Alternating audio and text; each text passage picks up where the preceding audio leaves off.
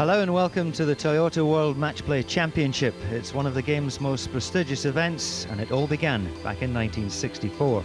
The venue since then has been Wentworth. It's England's #1 parkland venue. The West Coast has many stories to tell. For the last 2 years, it's been tamed by South African superstar Ernie Els. Ernie going for history here as he bids to become the first player to win 3 consecutive titles. But today sees the entry of 3 major champions. Success for Steve Jones at Oakland Hills in June, and open for Lehman at Lytham. Brooks making his mark in Kentucky.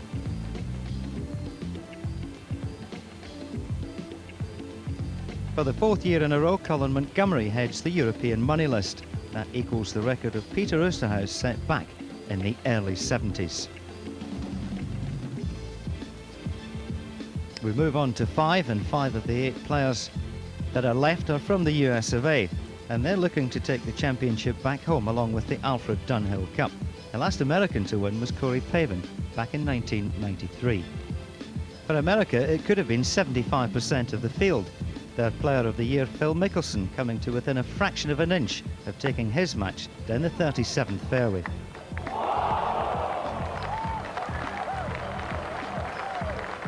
Five up after just 7 holes yesterday, Vijay Singh had to fight all the way to gain his place in today's second round. Steve Stricker was 2 down at the halfway stage yesterday. This birdie at the 14th all but closed the door on Steve Elkington.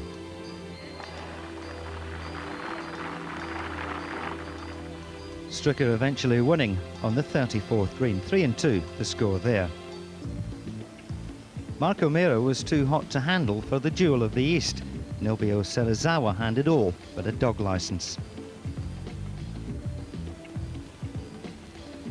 In the All-European clash, Monty continued his domination of Ian Woosnam. Woosie suffering from back pain, and he went down by the tune of 3-2. Well, Wentworth, as always, dressed immaculately for this autumn spectacular, an event dominated in the early years by the likes of Player, Palmer, Nicholas and Trevino. An excellent October day greeted the players in the first round, and they responded by playing some fine golf. Today they will face the elements. We've already had some early morning rain. So there's the draw for the quarterfinals. The defending champion will take on Steve Stricker. Mark Brooks, the US PGA champion, will take on the European #1 Colin Montgomery. In the third match, Steve Jones, who had that historic win back at Oakland Hills in June, plays Vijay Singh. And in the final match there, it's an all-American clash. Tom Lehman playing Mark O'Meara. So very difficult to separate any player from any of these 4 matches.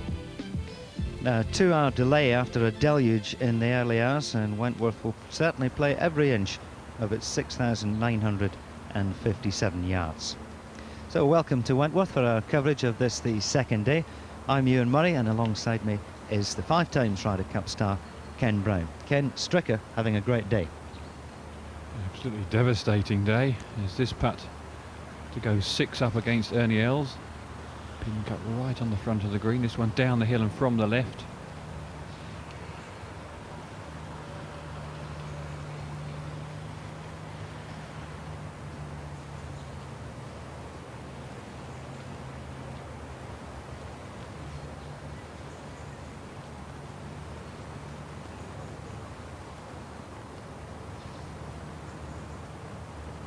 A bit tentative and conceded, so he remains 5 up. Here is a look at this 14th. The par 3 plays very much up the hill. Tee well forward today. Ronan Rafferty's been out with Mike Stewart to place the tees and the pins, and the pin right on the front of the green. Just 5 paces on 5 from the left, playing between a 6 and a 7 iron today.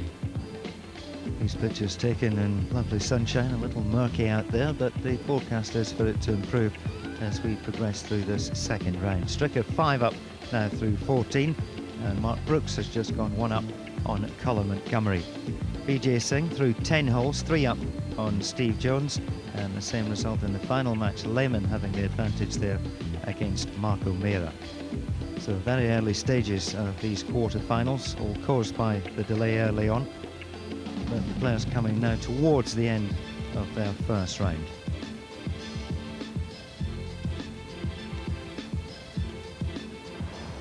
That's the second at the 11th of the US Open champion, and a very fine shot too. I don't think anyone could have expected Jones to win at Oakland Hills, but he got the job done. Yes, he was a bit fortunate. Tom Lehman bogeying the last, but whenever you win a major title, you thoroughly deserve it. He's playing against Vijay Singh, who's currently 3 up. Green's very soft. This 11th green sits very much from back to front, so often gets a bit of backspin on it. A look at the 15th from the high camera out there. A lovely par 4, this one. Just under the yardage of becoming a par 5. And back on the tee, Steve Stricker.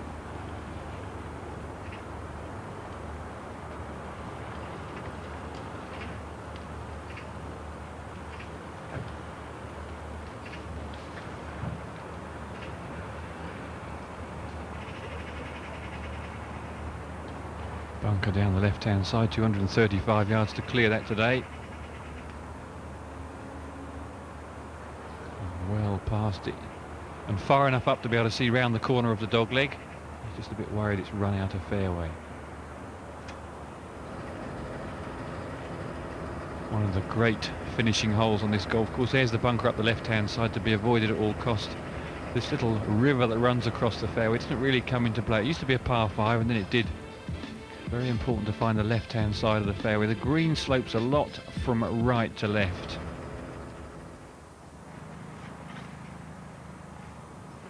Tee shot of the defending champion. 5 down, bit of a shock. And of course these matches played over 36 holes, so there's still time for else. And that's a gorgeous tee shot down the left side. Pin today 18 on, 4 in from the left, as we go back and join Mark Brooks. He's second to the par 5 12th. It's a very interesting club selection, certainly with the woods for Mark Brooks. He's got a driver, a 3-wood, and I think that was his little 6-wood he's brought with him, with a 4-wood length shaft. Well, we'll all be trying that at the weekend, I should think. 6-wood. Annika Sodenstam, of course, and the ladies too, carries 5 woods, as does Liselott Neumann. And that does take away all the problems you have maybe with long irons. But it's a long iron for Colin Montgomery down the left side off the tee, and you can see the problems there, the overhanging tree. And Montgomery has 2 choices here. He can either take that on or swing it in from the right.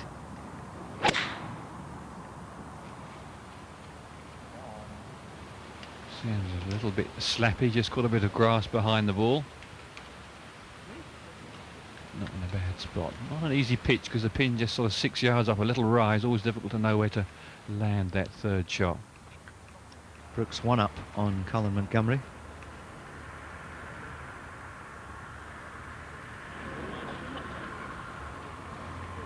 Jones didn't miss many of those on his way to winning that US Open. Hole halved in 4, Singh remains 3 up. Well, you have the referee there. Hole halved in 4. And Singh maintaining that 3-hole advantage. Confirmation of that. Lemon 3 up in the last match against O'Meara, but feeling that that could go all the way today. And Colin Montgomery up against it, playing Mark Brooks. Brooks with a great chance of an eagle at the 12th. Stricker having it very much his own way.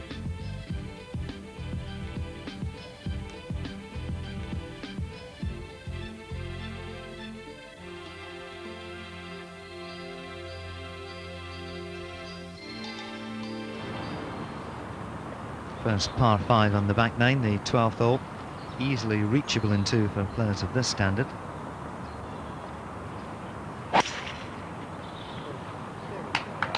Now, Singh pulled his tee shot yesterday afternoon down the left, and he's done exactly the same, almost identical to the place Colin Montgomery was in a few moments ago. But as long as that's lying okay, it shouldn't be too bad. Ideally you want it right centre. We'll see how the old dog legs to the left, a big powerful draw shot required. Those pine trees, the players can fly over it quite easily.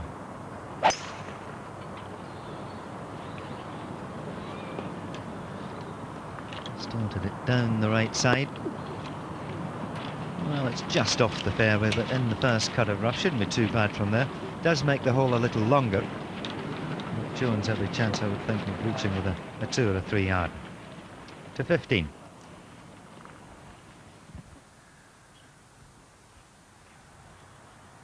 From the perfect spot to get at the flag. A 6 iron for Ernie Els, trying to work the ball in from right to left.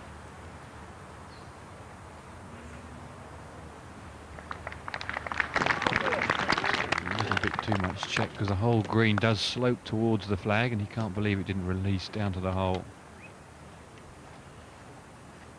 Green staff had a busy morning clearing all the water off the greens. Double cut this morning, the greens, and beautifully presented. As we watch Montgomery's third to the 12th. Just what you were saying earlier there, Ken, little ridge, and it's difficult to know whether to fly it over that or play it into it, and I think he got caught in between 2 shots. Very easily done there at the 12th. Very impressed with his Steve Stricker.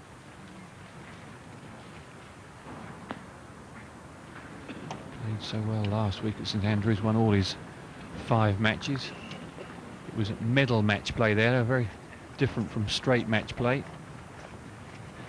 Wife Nikki will be looking for an increase in the household money. 2 rounds on Sunday at St Andrews, and of course 2 rounds here every day this week. Yeah, she's a handy little golfer as well. Used to play off a 2 handicap. Always very keen to play, but of course Steve not always so keen after all the golf he has to play. Still plays a very good game.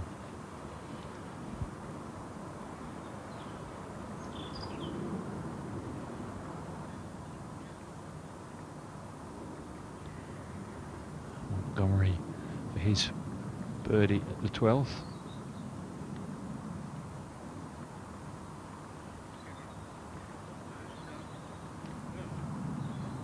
May not ask Brooks to putt after that splendid second shot. Brooks wins hole in 3. Brooks 2 up.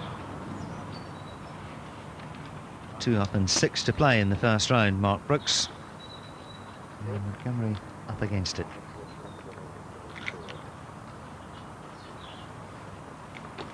Well, at least the forecast was right. Sun beginning to peer out through the clouds there, casting some nice shadows over the green.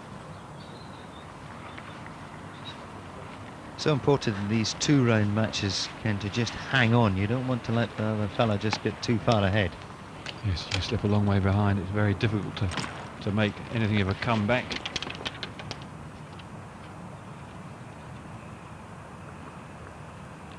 We've got Tom Lehman's graphic there, but I've got a funny feeling it's Mark O'Meara, his second to the 11th.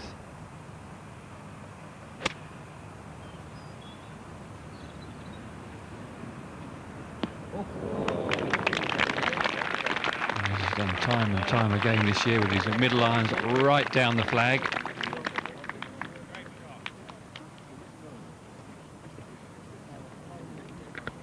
Left himself a little downhiller there.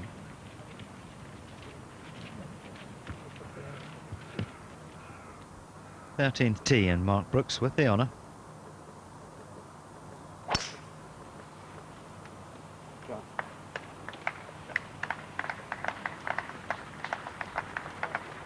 Beautiful tee shot, centre of the fairway. If anything, a touch left, he may have to draw that second shot in from there. Lovely dog leg, this one. Don't worry, Colin, the cameraman will stand still.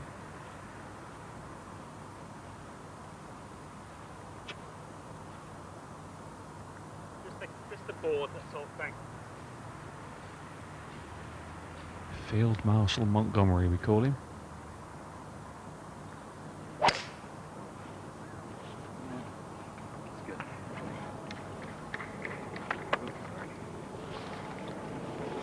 See the moisture being picked up as the ball as it slows down. It's very wet and clingy, the ruffles.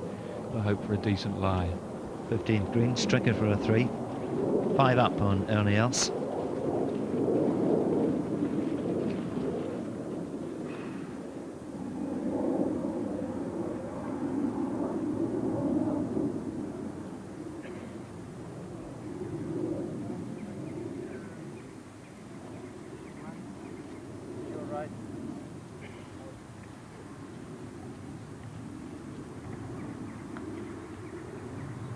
Having Trying to move the marker on the line of Elson. Well, with just 4 holes of this first round remaining, Else looking to get at least 2 back and give himself a chance in the afternoon.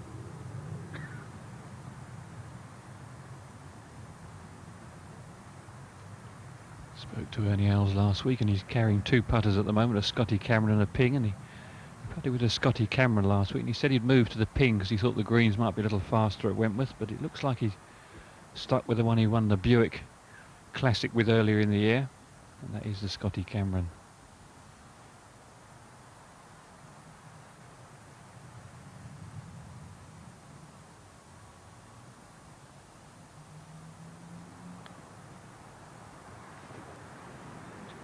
This one struggling a little for pace as well. Normally so quick from the front of 15, downhill and right to left, and players understandably tentative.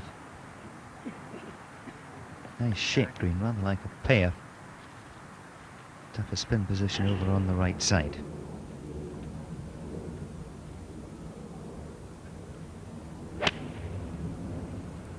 Second shot of VJ at the 12th, trying to work it round the corner. But when we play the PGA Championship here in May, that would probably chase up onto the green, but much longer at this time of the year, a bit damper.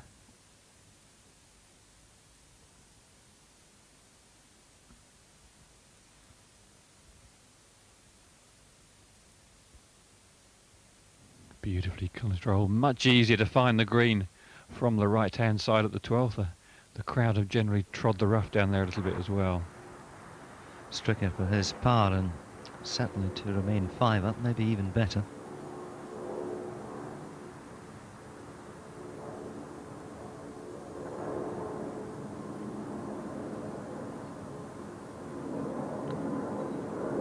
Beautifully done. Very competent putting stroke.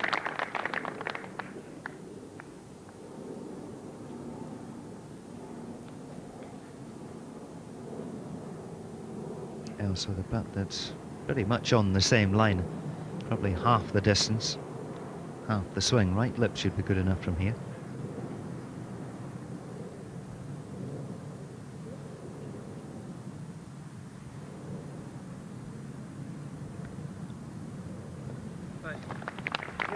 Doesn't miss too many of those. Remain 5 up. Looks like he's had his hair cut this week.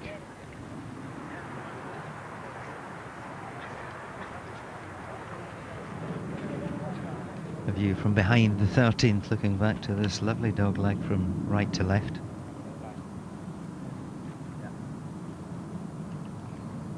And 16 on, 7 in from the right. And I suggested Mark Brooks might be a touch left. In actual fact, because the pin's on the right side, he's okay. You can see the top of it. But a real problem as far as flight's concerned. You're never sure when you see that. Sometimes affects the spin on the ball, you get a bit of a knuckleball.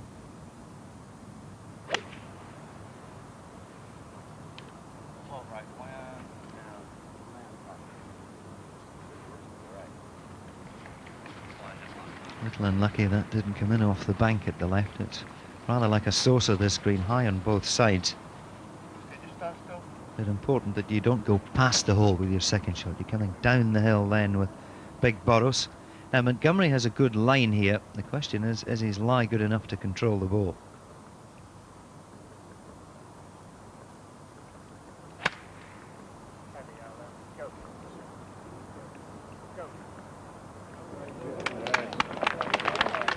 Go it did. Just finds the front portion of the green. That's the one disadvantage of those big-headed irons that Montgomery uses. When you get in the thick rough, it's very easy for the club to twist. We saw the problems of Kenny Perry at the 18th at Valhalla with the big-headed TaylorMades. Tangle up in that rough, and give you a bigger sweet spot. In the long rough, a little bit more difficult to control. Trying to control the third at 12, Vijay Singh. You see, he's taken the different option from Montgomery, and obviously the right one. Took the slope out of play and flew it 3/4 of the way there. Lovely shot, should be good enough for his 4.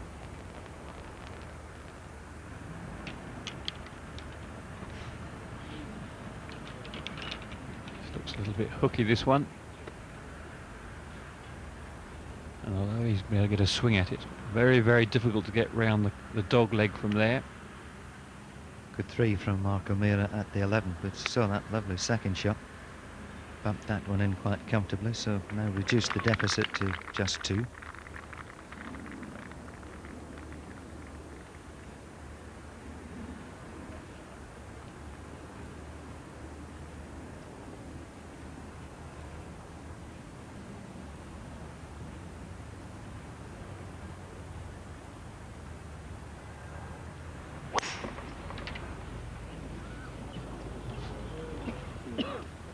Started down the right. Just finds that light rough, so slight advantage there to Lehman. Singh on the 13th tee. Lovely afternoon now, sun out, temperatures up by 4 or 5 degrees. Jersey's off, and the full wind up from BJ Singh.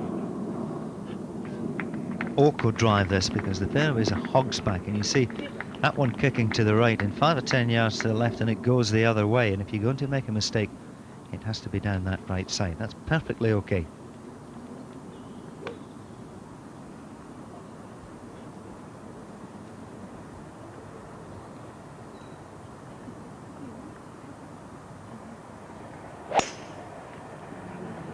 Right, 441 yards. His 13th. It's just again far enough so he'll be able to see past these big pine trees on the corner of the dogleg.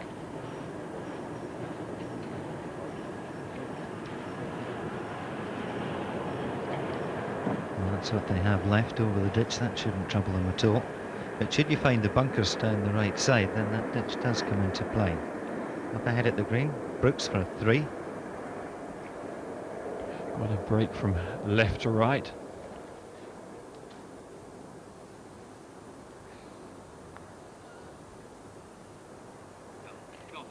It's looking good. Just bobbled halfway down its roll then. That's probably why it came up a few inches short.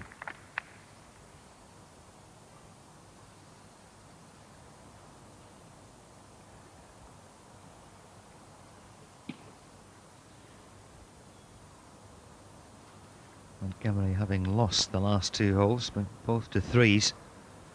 12th, of course, conceded, but an excellent shot from Brooks, and probably near enough to think that he would make his 3. So a good start back from Mark Brooks. 3-3-3, and coming very close to his 4th consecutive one there. Second to the par 5, 12th for Lehman.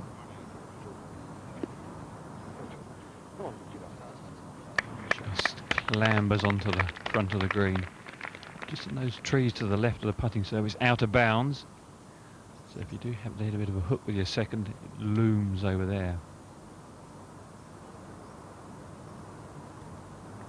Down the left side and narrowly escaping the lateral water hazard is Mark O'Meara.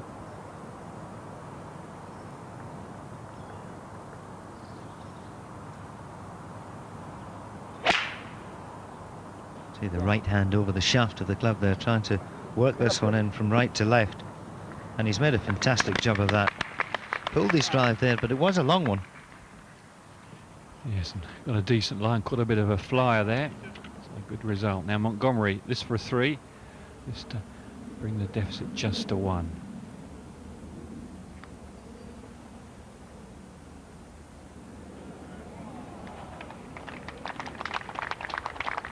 Smack on line. Top match, Else against Stricker. Else is second to the 16th. Again, difficult pin position today, right up there towards the back of the green. It's 23 paces from the front edge, and a little dip over the back of the 16th green that if you find yourself in there, you have extreme difficulty in making a 4.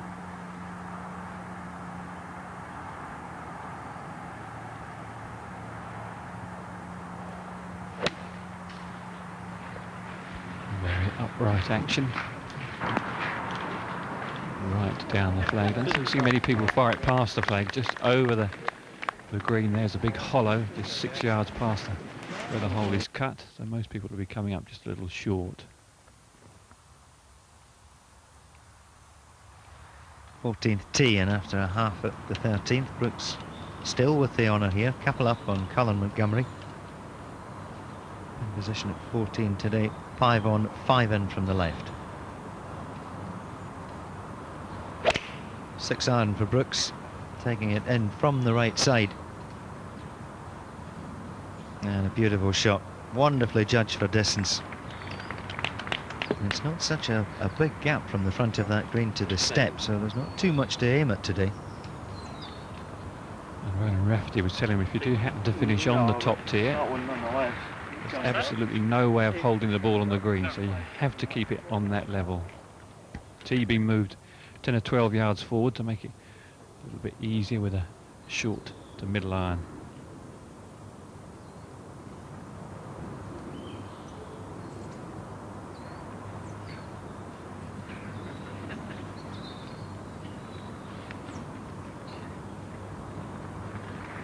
Seven iron for Colin Montgomery. 154 and 5, 159 the yardage.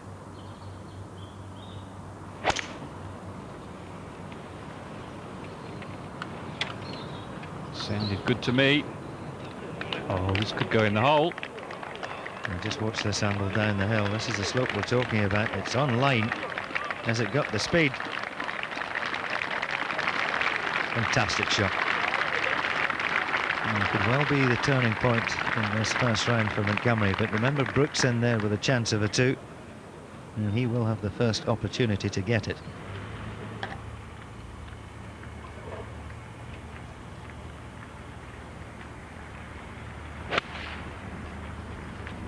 Second to the 13th for Steve Jones. Plenty of backspin on that one. Bit of chubby checker. Always a sign of a well-struck golf ball.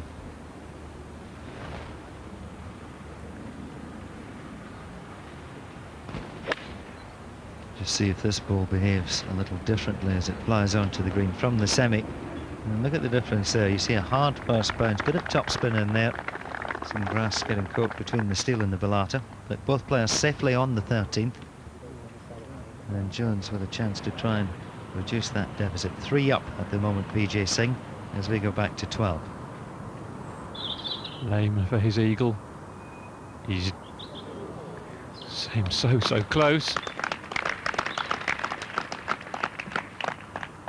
What a marvellous victory it was for him at Royalism St Anne's at the Open Championship. Not such a bad place to live there, eh? Behind the 16th at Wentworth. Eyes on Ernie Els. This for a 3.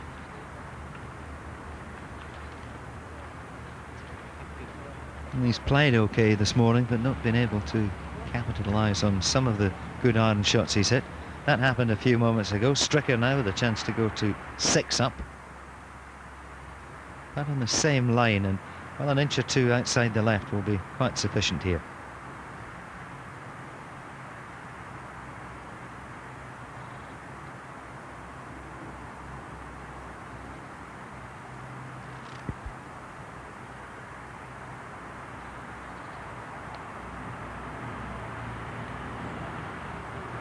Just hitting it through the break. Just far enough past for Ernie Els to ask him to hole out. It's a lovely roll on his golf. We're ranked 3rd on the putting statistics on the American Tour.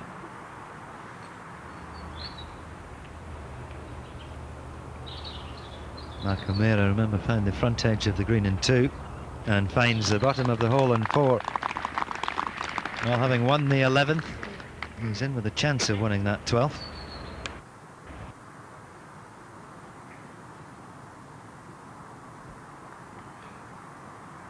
For a half and 4.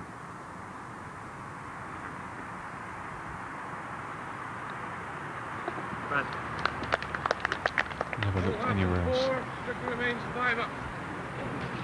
Els has got the 2 par 5s to come, so all sorts of things can happen on the 17th and 18th.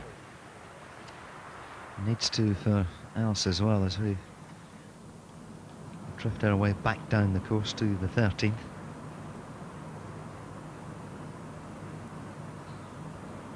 Vijay Singh unsuccessful with his birdie attempt, so this to win. Go, go. Well, a little annoyed with himself. All in 4, Singh remains 3 up. Confirmation of the score there. 5 holes left to play. Singh 3 up on Steve Jones.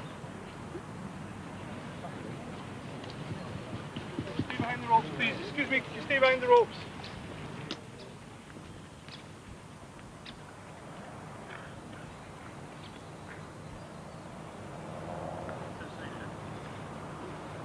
Montgomery at the 14th.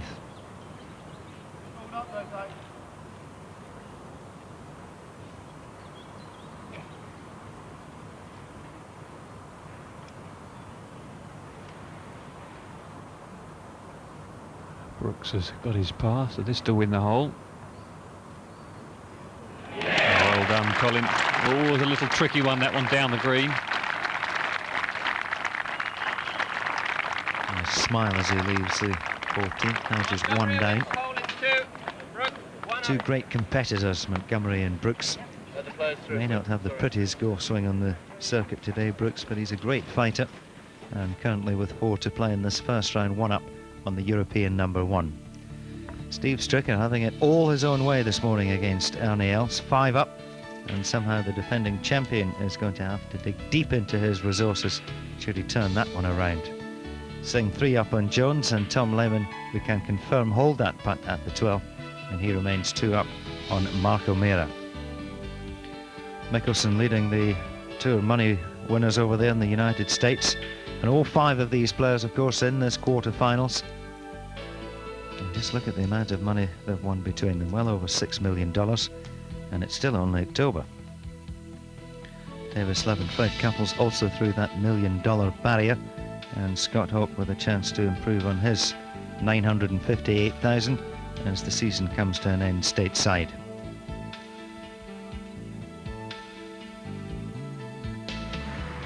Montgomery fresh off that lovely birdie 2 at the 14th.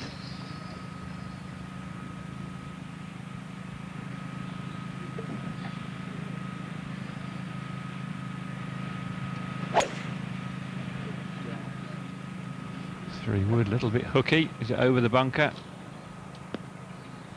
Clambers over it by 8 or 9 yards.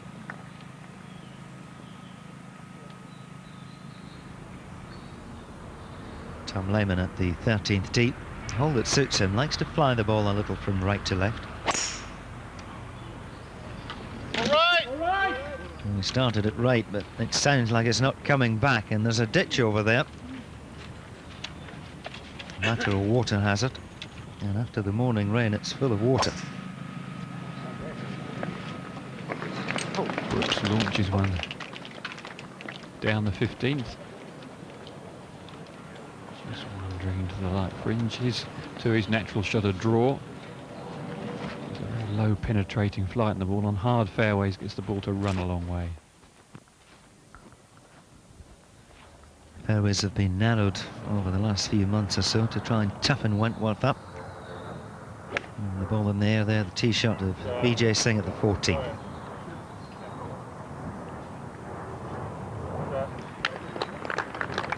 Another marvellous iron shot. He got a 2 at the par 3 10th as we quickly zoom back to the 13th. Yes, these tee shots recorded at 13. Mark O'Meara down the left side. And he'll have to move his second shot quite a bit from right to left. Lehman in real trouble over here on the right side. Ball not in the ditch, and he certainly has a swing at it, but somehow he'll have to manoeuvre this one low, maybe with a touch of fade.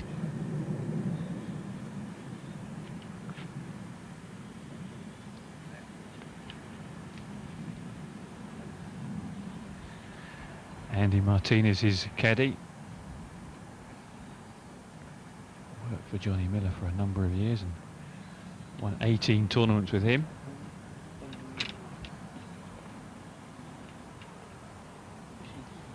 Great to have him as our Open champion as well. Marvellous man, great temperament, good for the game of golf. Never forget these pictures from Royal Lytham with his dad over there, and well, it was 12 years before Lehman tasted success on the US PGA Tour, and once he got his first taste of it, he certainly began to enjoy it. Yes, he's been a marvellous ambassador for the game. I certainly enjoyed his winning speech. Very grateful and seemed very humble. Mark O'Meara and Tom Lehman, both player directors on the US Tour.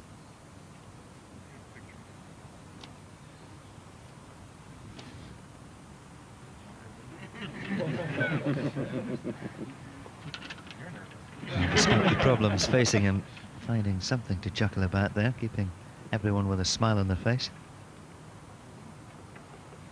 Big lady, that one on the right, isn't she? Look at that, towering over the rest of the gallery. Must be with the aid of something.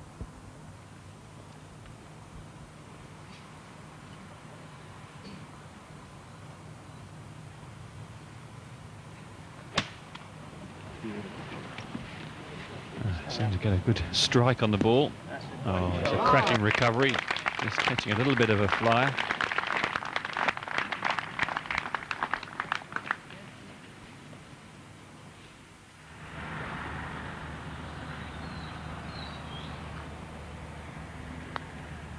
Jones for his two.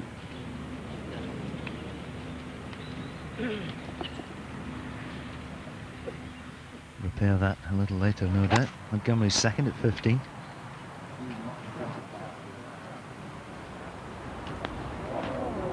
And again, a little unfortunate coming from the rough. Maybe expected a hop forward. The line was quite perfect.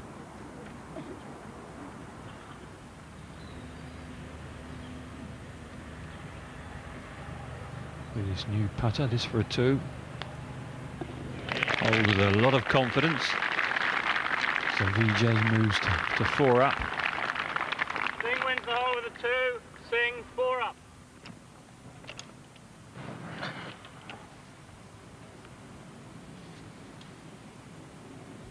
It was an interesting follow through, Mark Brooks. Seems to almost fall off the ball. Very low arms.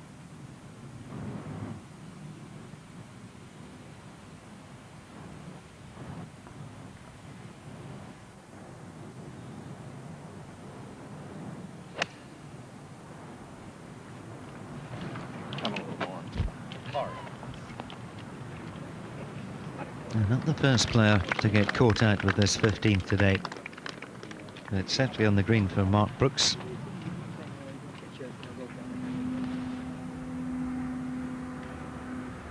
The 17th of Ernie Els.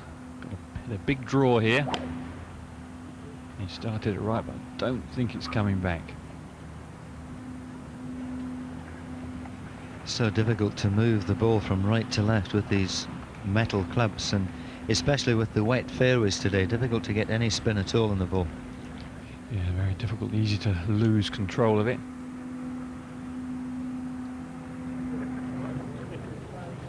Second at 13 of Mark O'Meara, and a gorgeous shot taken in from the right there and bringing the ball to a standstill. And O'Meara beginning to fight back, 3 down a few moments ago. Every chance he could leave that 13, just 1 down to Lehman. A huge tee shot for Steve Stricker. Green well in range. The line, the TV tower.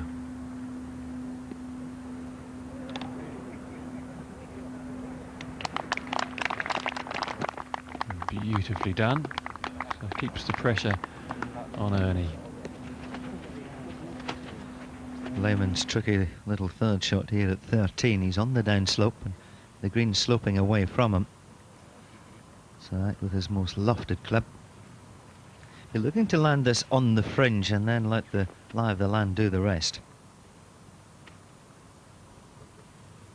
Always a danger when you open the club face with the sandwich on a downslope.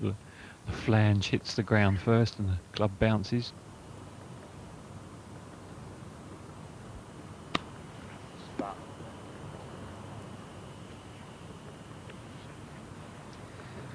Hasn't lost his turn at 13, so if unsuccessful with that, O'Meara near enough in 2. So could well be back to just 1 up. Good galleries again today, despite the early morning rain. It really was a downpour around 9 o'clock. Heavens opened and Wentworth got a good soaking, but not looking any the worse for that. Well drained greens, these at Wentworth. Chris Kennedy does a marvellous job here. He used to be the head greenkeeper at Hagg's Castle, and they always had very true putting surfaces there. It must have done for you to win by 12 shots or whatever it was, wasn't it, back in 1984 or something? Yes, he was the greenkeeper there at the old Glasgow Open, so always enjoy Chris Kennedy's greens, and these are beautiful examples.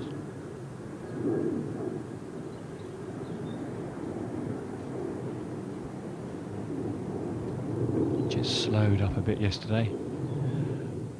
From yesterday, after the rains, they were running at just over 10, down to probably just about 9.5 on the stint, but this one down the hill and always pretty quick.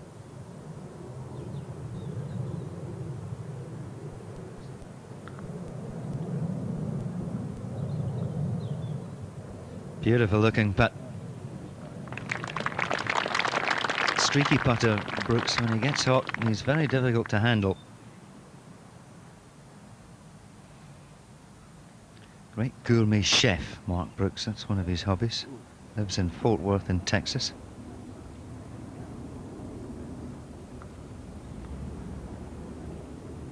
Bravely done.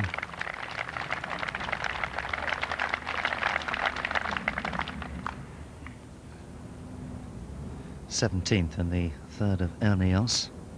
Stricker already on the green in 2. Beautifully played shot. Well, again, a little disappointing that didn't release a touch more.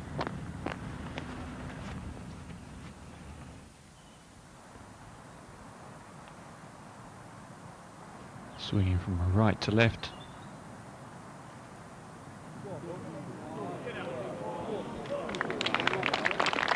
Not quite firm enough. It's a half in 4. So Brooks remains at 1 up.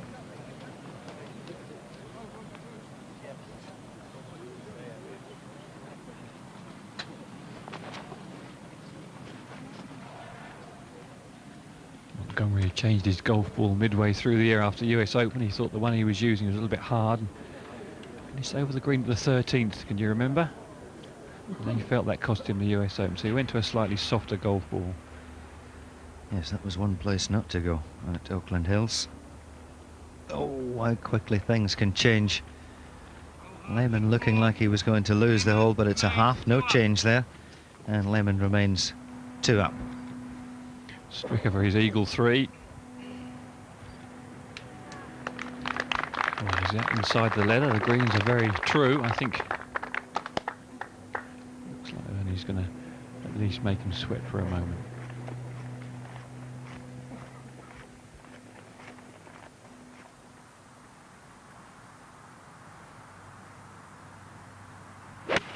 After that lovely 2 at 14, that's the second at the 15th of Vijay Singh. And a beauty, and this time getting it up there past the hole. It will move a little from left to right, that one, but a good attacking approach shot there from the Fijian. Jones, who uses this reverse overlap grip after that accident he had on the motorbike.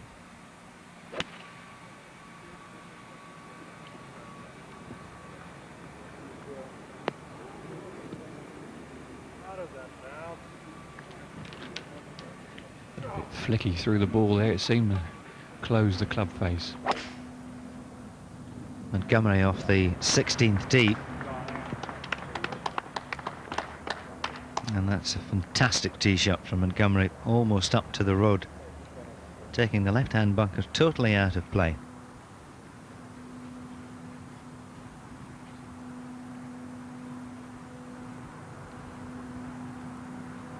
Els missed his birdie putt, so Stricker with a chance to go to 6 up.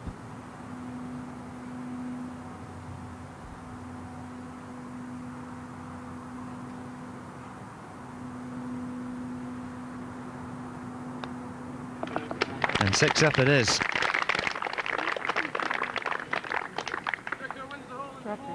Only under a bit of pressure here. A winner the last 2 years, of course, defending champion, and 6 down to Steve Stricker.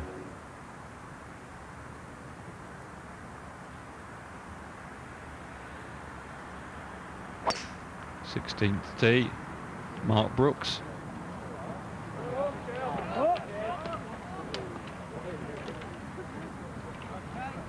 Well, then where the spectators are walking, the ground will be trampled down. There won't be any long rough there.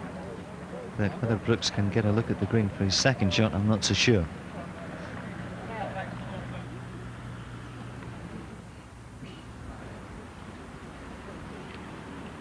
Lehman's 7-iron at the 14th, up the hill.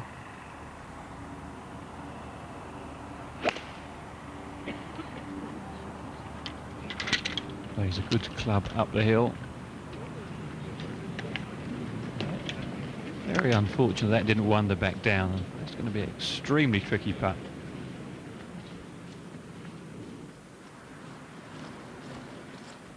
O'Meara at 14, taking one club too much, and he's on the top level, so 2 tricky putts there left for the last match at 14.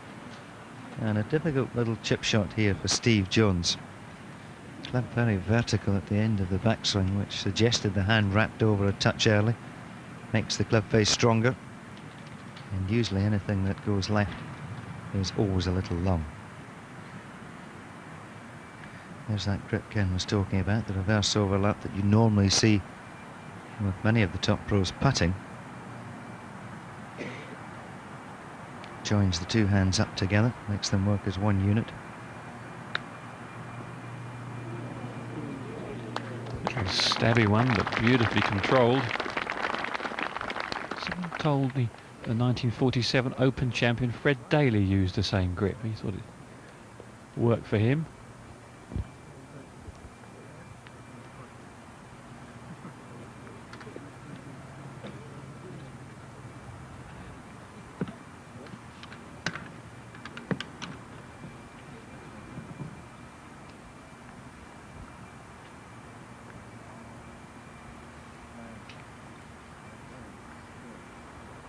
Looks fairly flat on the screen, but this will move from VJ's left 3 or 4 inches, and most of that coming in the last 4 feet or so.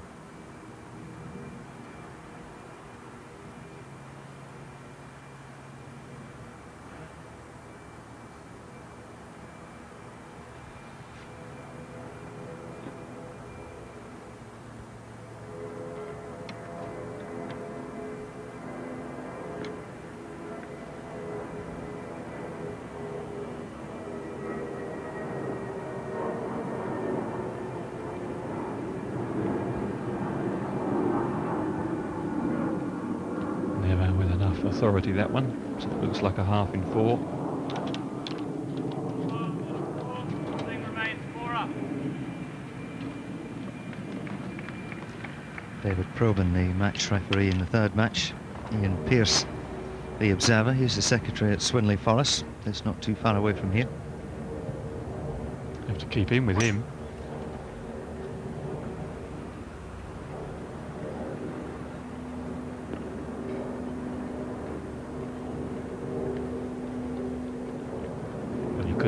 In a better spot than that.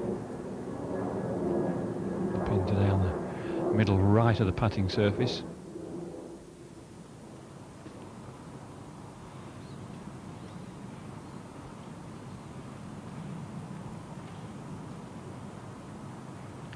O'Meara first to play at the 14th. So Lehman with a putt to win.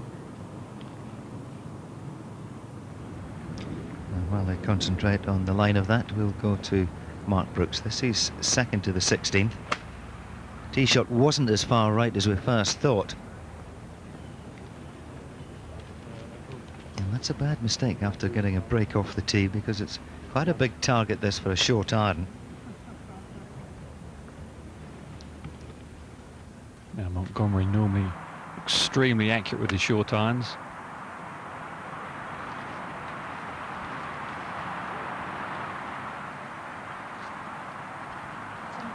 Certainly not one of his best. Just coming out the light rough, lost a little bit of control of it.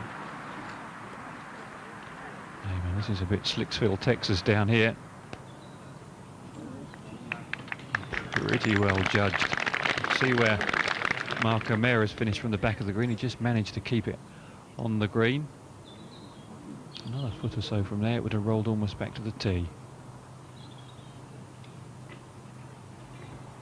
Well, so marker moving there. And while O'Meara studies his putt for a par 3, we'll go back to the 16th tee. Nestled nicely back in the woods, and Vijay Singh about to launch one down the fairway.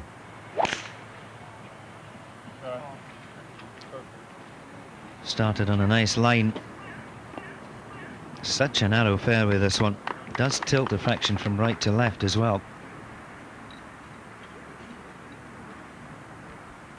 Might get a chance to look at this rather unusual grip of Steve Jones.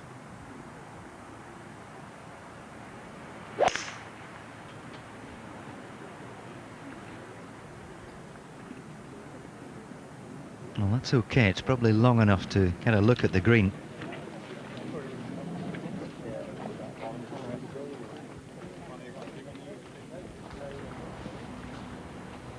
Up the hill for O'Meara, easy to leave short. Beautifully done. So great up and down. 16th and the third of Mark Brooks. Montgomery hole high to the right. Look at the way that face is wide open there. A little splash shot on line, bit of spin from left to right. Beautifully executed, and should be near enough to secure a 4 for the American.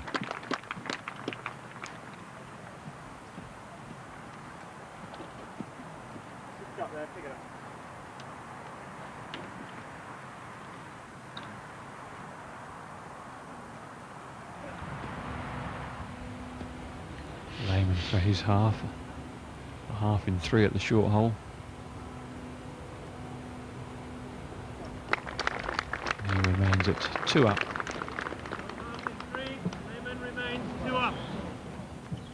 After that enormous drive at the last, Stricker with an iron into this par 5.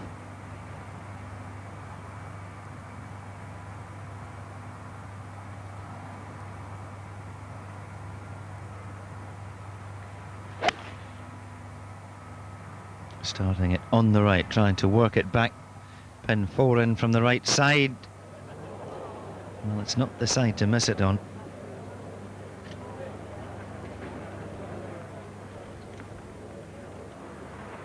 Montgomery with his long range effort. This to square the match.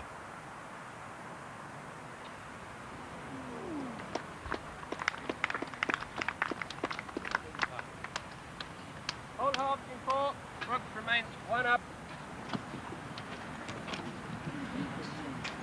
Voice of Michael Eriksson on the 16th tee, 1 up for Mark Brooks, 2 to play as we go back to the final hole. Second of L, 6 down now.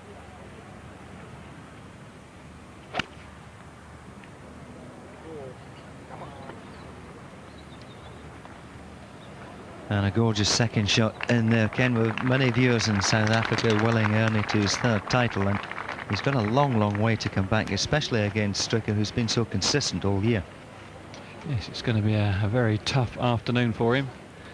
Here's a look at the results. He's 6 down at the moment, but there's 18 holes left out there to play, and we've seen players come back from a lot worse than that over the years. Gary Player once against Tony Lamer was actually 7 down with 17 to play. So all not lost. Mark O'Meara spanks his tee shot off the 15th. And just off the very right edge of the fairway, but with the pin on the left today, not too much of a problem from there.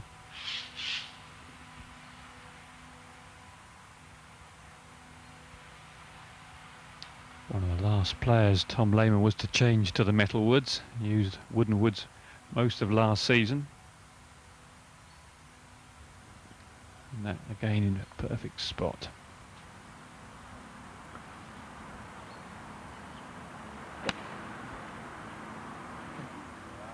A bit steep on that one, a big divot.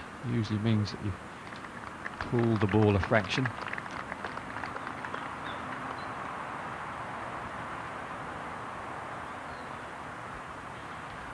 Not happy with that.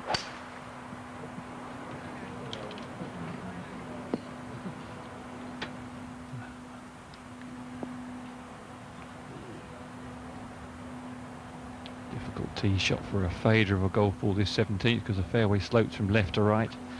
Got to launch the ball almost over the end of the gardens.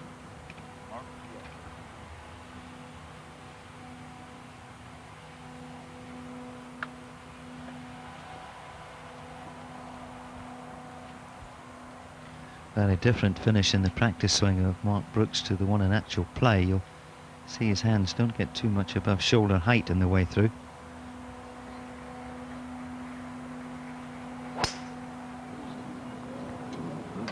Trying to start that down the right and work it back now. Has he got enough turn on it?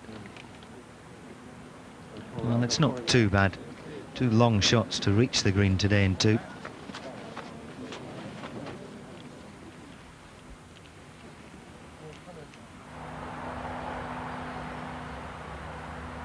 Just gets a view of the green. Jones, second to 16.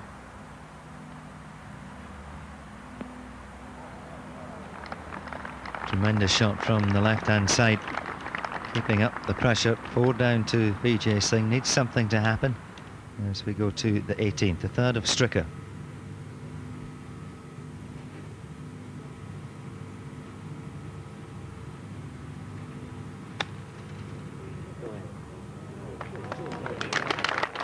Throwing all the way onto the green, taking the contours out of it.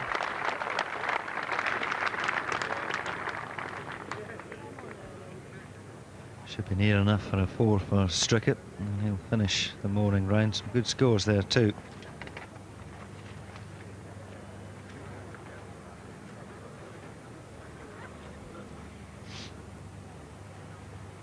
Backed in 33 today, Steve Stricker. And that 4 at the last should take him home in 35. So a round of 68 gives you an indication of the golf of Ernie Els. But he can give himself a glimmer of hope here if he can knock this in for an eagle.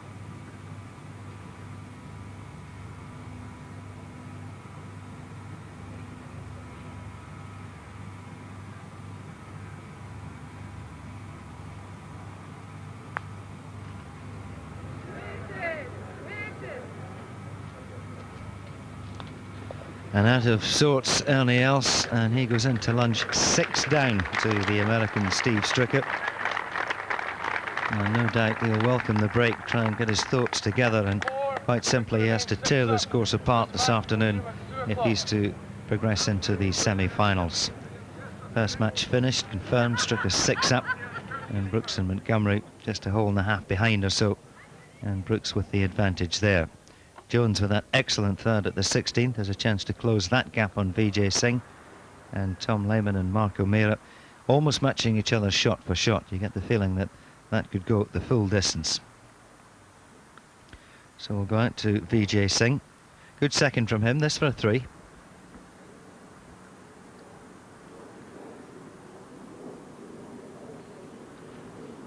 Just not turning quite as much as he anticipated. So Jones with an opportunity.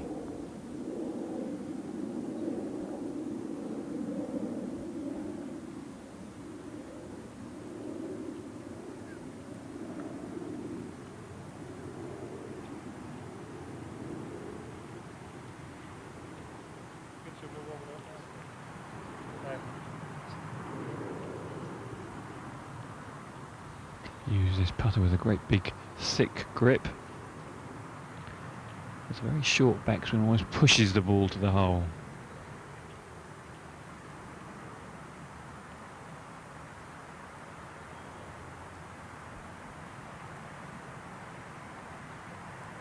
Excellent 3 from Jones, this time much more positive. His chances at 14 and 15, but third time lucky at the 16th. And in that third match, Singh's lead now cut to just 3. If they go down towards the 17th, we'll go ahead to the fairway. Mark Brooks. That's when the little 6 wood comes in handy. He's getting out of that thick rough. If he had to hit an iron, he'd probably just been able to get a 6 iron at it, so he's nudged that one up the fairway. Very difficult how they shape the fairway this year with this S shape, making it almost impossible to run the ball onto the green. Yes, from the other end it looks like a serpentine, but Montgomery won't see any of that. But the tallest tree in the distance there is the line.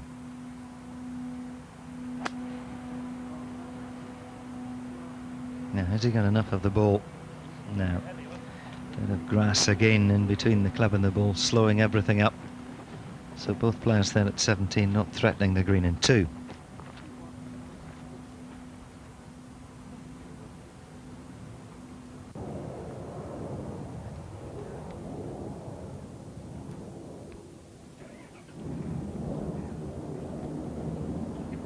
O'Meara first to putt as we look down at the 15th.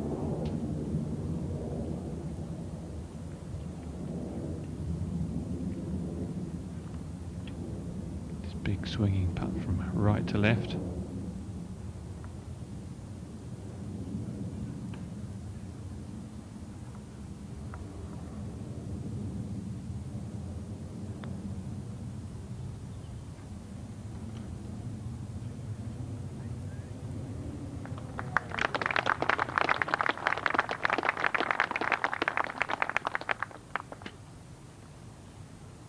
Well, after 12 holes of day one at St Andrews, Mark O'Meara was 10 under par for his round there, and we were thinking of 59s. I don't know what the R&A would have thought of it.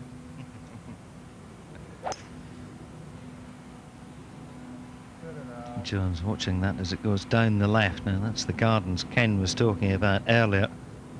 And I'm not absolutely sure that the trees have spat that one out.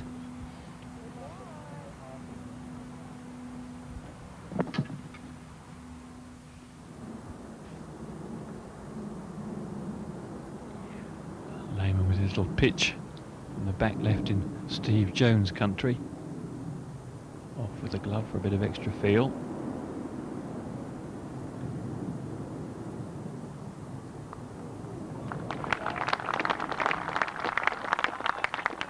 Very classy. So a half in 4 and Tom Lehman remains 2 up. Third of Brooks at 17.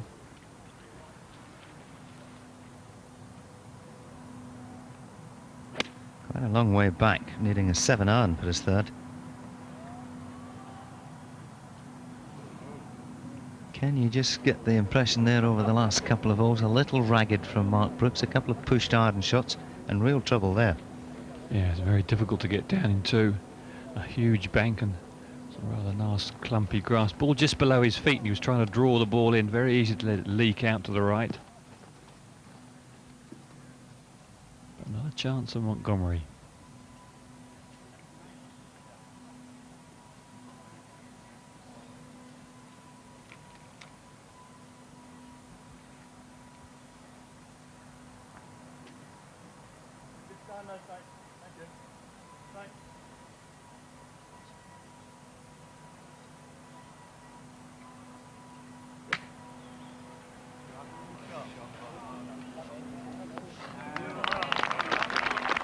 Again, the ball stopping a little bit quicker than Montgomery would have anticipated.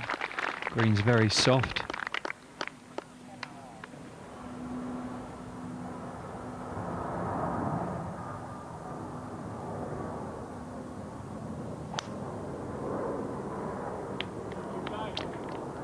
Singh not making the same mistake off the 17th tee down the other side.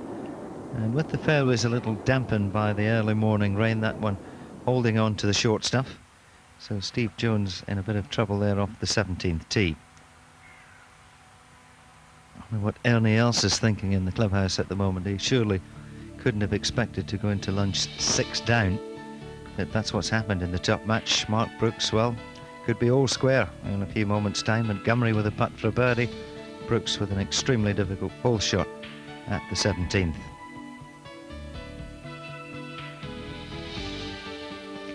Well, the chance of a third victory in consecutive years looking ever so slightly thin for else. He'll partner Wayne Westner in the World Cup down at Erin Vale. Lovely new country club in the Stellenbosch region of South Africa, designed by Gary Player, and just a couple of years old.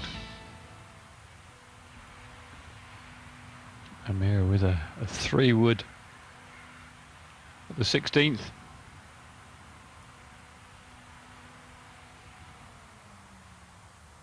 Make it look very easy to find this fairway. And moments ago, Tom Lehman's effort.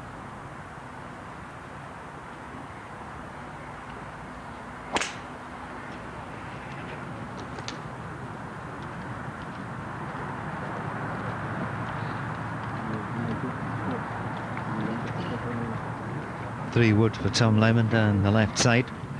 Lehman, of course, will partner Steve Jones for America in that aforementioned World Cup. And South Africa looking for their third success there. Player and Henning won back in '65 in Madrid, and Dale Hayes and Bobby Cole won in Caracas in Venezuela in 1974. Now, we thought it would be an awkward fourth for Mark Brooks at 17, and it's proved to be exactly that. Unfortunately, it didn't roll to the bottom of the hill. It is on the upslope.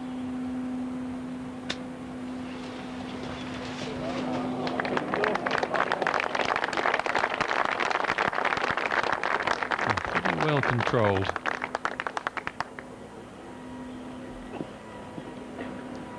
Talking of World Cups, it's the first time that the reigning US Open champion and British Open champion are going to be paired together. Of course, Davis Love and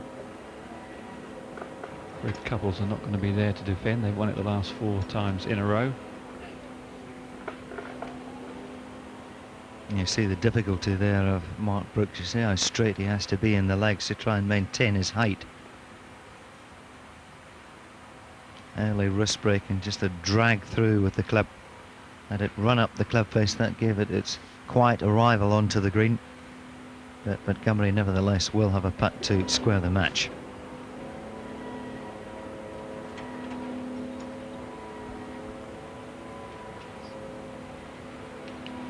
Easier to misread this green.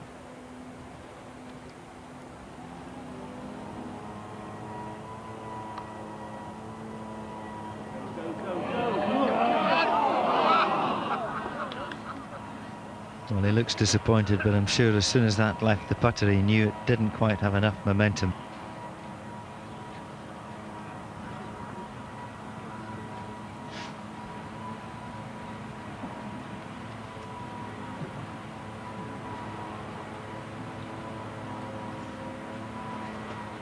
Brooks with still a bit of work to do.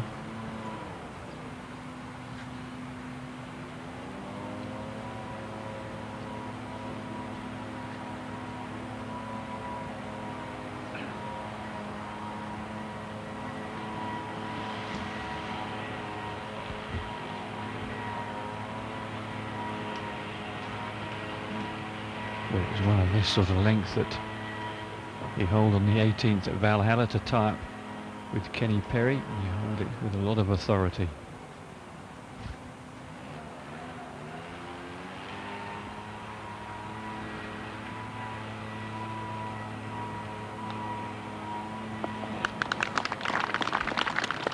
Hold up in 5. Brooks remains 1 up.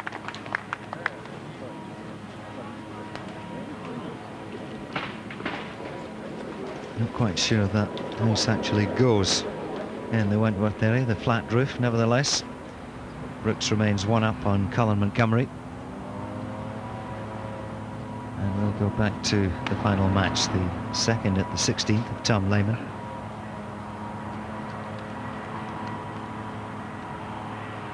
Just about where Steve Stricker was earlier today. Putt that will swing a little from the left. Nice temperatures out there now. The sun's come through, uninhibited by the clouds.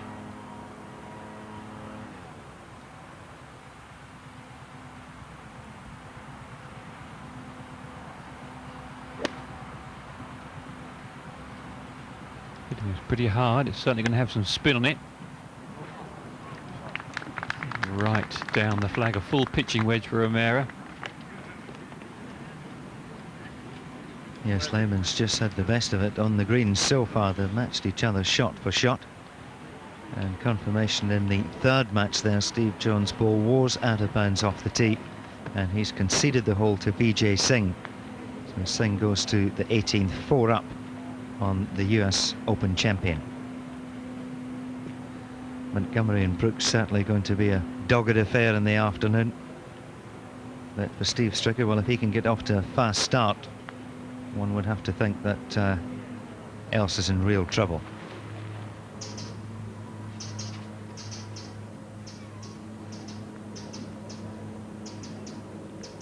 Lemon 2 up in O'Meara, both players with birdie putts at the 16th.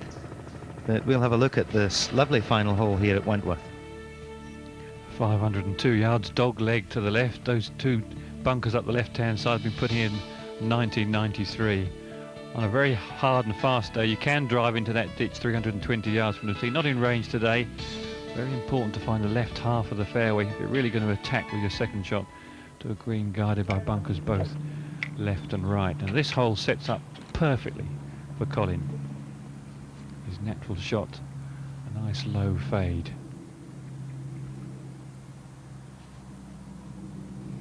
Aiming at the bunkers. And it certainly started there. And there's the evidence of the fade as the ball breaks a touch from left to right. Beautiful drive. Not a long one, but long enough to be able to reach the green in 2. Brooks, who generally works the ball the other way, he's teed up on the left-hand side of the blocks to give himself a bit of room to launch the ball to the right and then draw it back. Much more difficult this hole with the draw.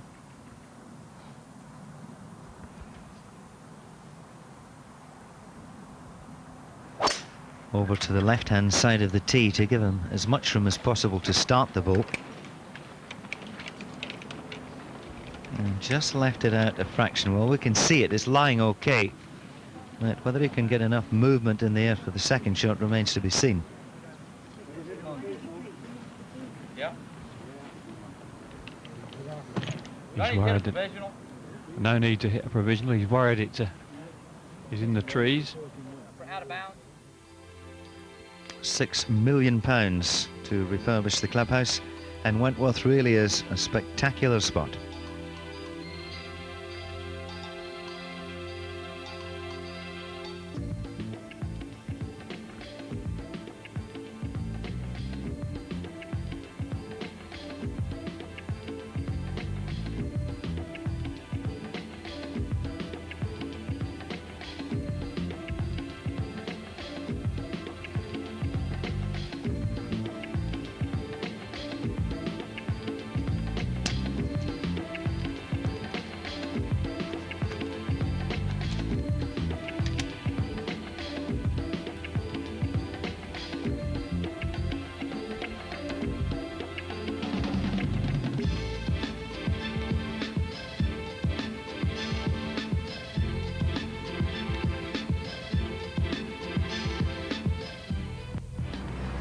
Lovely to look at, and these pictures taken in the early morning mist yesterday. 16th, Lehman for a 3. Beautiful putt. Well, we saw Stricker hit that one through the break, and a touch softer from Tom Lehman, and a lovely 3. O'Meara, of course, has a chance of a 3 on his own, some 8 feet short of the hole. Right lip for this one.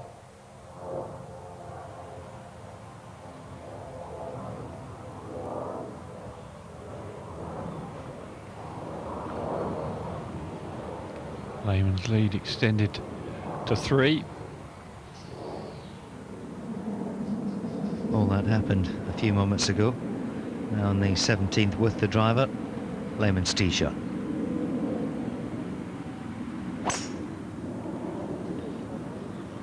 Does give the ball a mighty biff with his hands.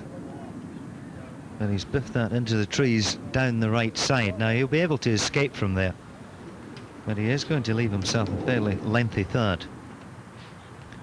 Last match, Andy McPhee, the referee from the PGA European Tour.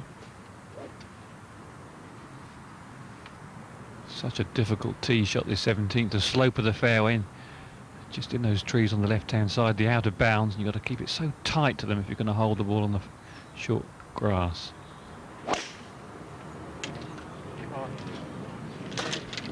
Lovely stretch he has through the ball, Mark O'Meara. Lovely wide follow through, long right arm extension down the line. And that's okay, that's in the semi-rough, the first cut of rough down the right.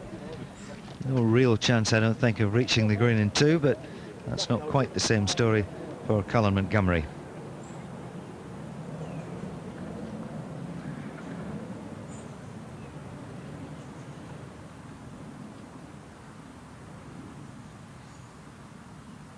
.220 yards.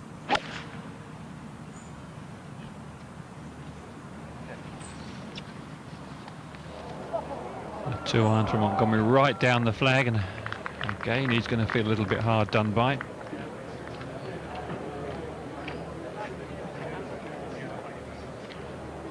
Just be patient, Colin. Your time will come if you keep hitting your irons as well as that.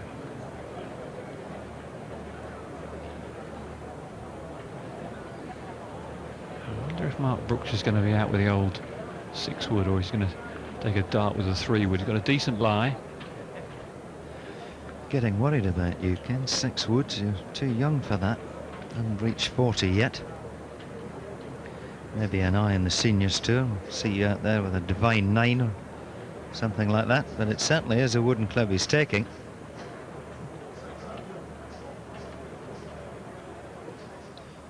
And we hear from the course that it is in actual fact this lovely little 6 wood that he can do almost anything with.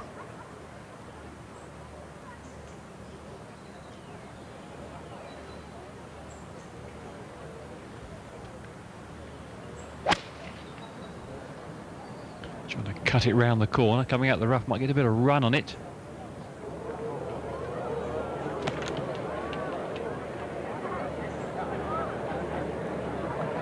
Well, there it is, up against the hospitality units, and because he won't have a backswing, he'll go to the nearest drop zone. 2 or 3 of them marked down there by the 18th. Grandstands behind the 18th green and left of it.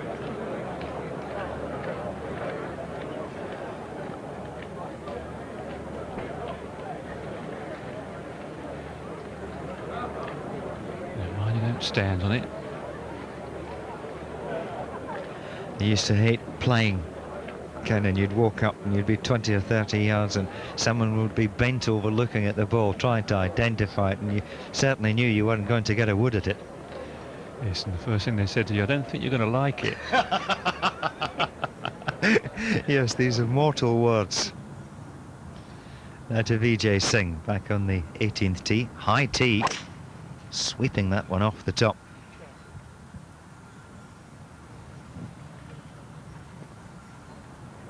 Gorgeous tee shot. Just a little short of where Colin Montgomery was a few seconds ago, so about 225 for Singh to go.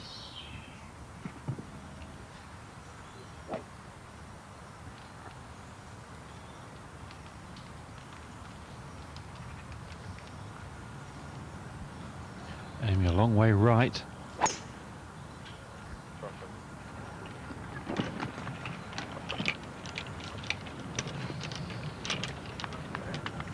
That's an enormous smash from Steve Jones. Well, we saw how wristy he was in 1 or 2 of his short irons, and of course the wristier you are, the more clubhead speed you can achieve. And that's fully 35 yards past the ball of Vijay Singh.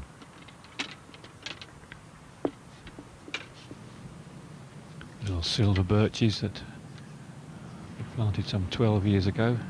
Out of range for Lehman, so just trying to knock this one up the fairway and leave himself a full wedge for his 3rd.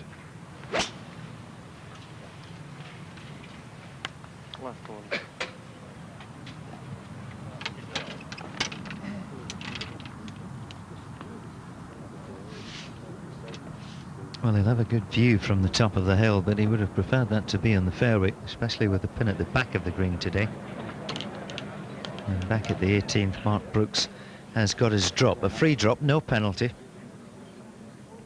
Montgomery on the front of the green, and currently Brooks 1 up.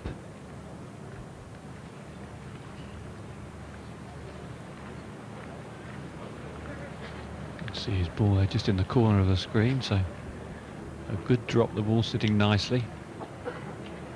Plenty of green to work with, and it's generally up the hill. Quiet, please. Thank you.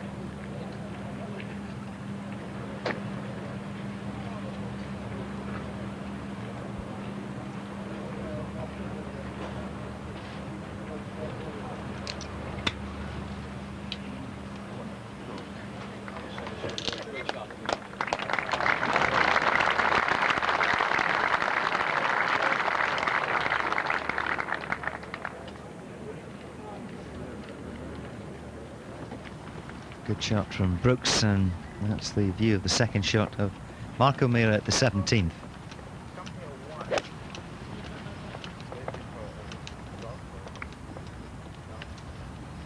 These two fellas, not quite as long as the Steve Strickers and the VJ Singhs, are playing a three-shotter. O'Meara has managed to find that fairway, and it's only 11 yards wide where he's placed it. Well, no matter what Mark Brooks does at the 18th, Montgomery has this putt to go into lunch all square.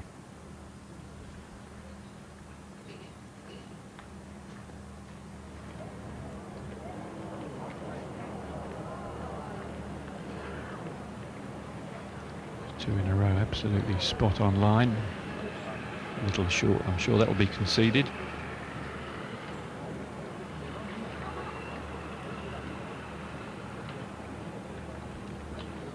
Yes, you get the feeling they should call it a half and get lunch ordered. Just 25 minutes they've got between finishing this round and starting their second, so just time for a salami sandwich or whatever they fancy. Qualified chef, I think Mark Brooks will be looking for something rather better than that. And in this lovely clubhouse we'll probably get it. Collects aprons as well, chef's aprons, Mark Brooks, and he's never happier than when he's back home in Fort Worth and some of his chums around doing the cooking, getting the sauces organised. But a long way from his mind here. This for a 4, and this to lunch at least 1 up.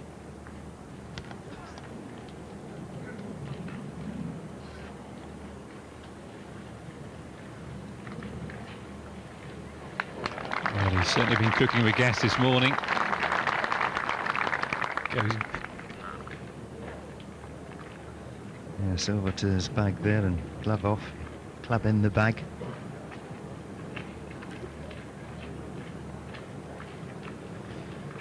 Now, certainly Montgomery looked no more than a foot or so away, but camera angles can be deceptive. And this is a good couple of feet, and while it's difficult to read this 18th green, it all moves from right to left, but depending on where the hole's cut, you can get 1 or 2 subtle changes in elevation. And nicely negotiated by Colin Montgomery, a half and 4 at the 18th.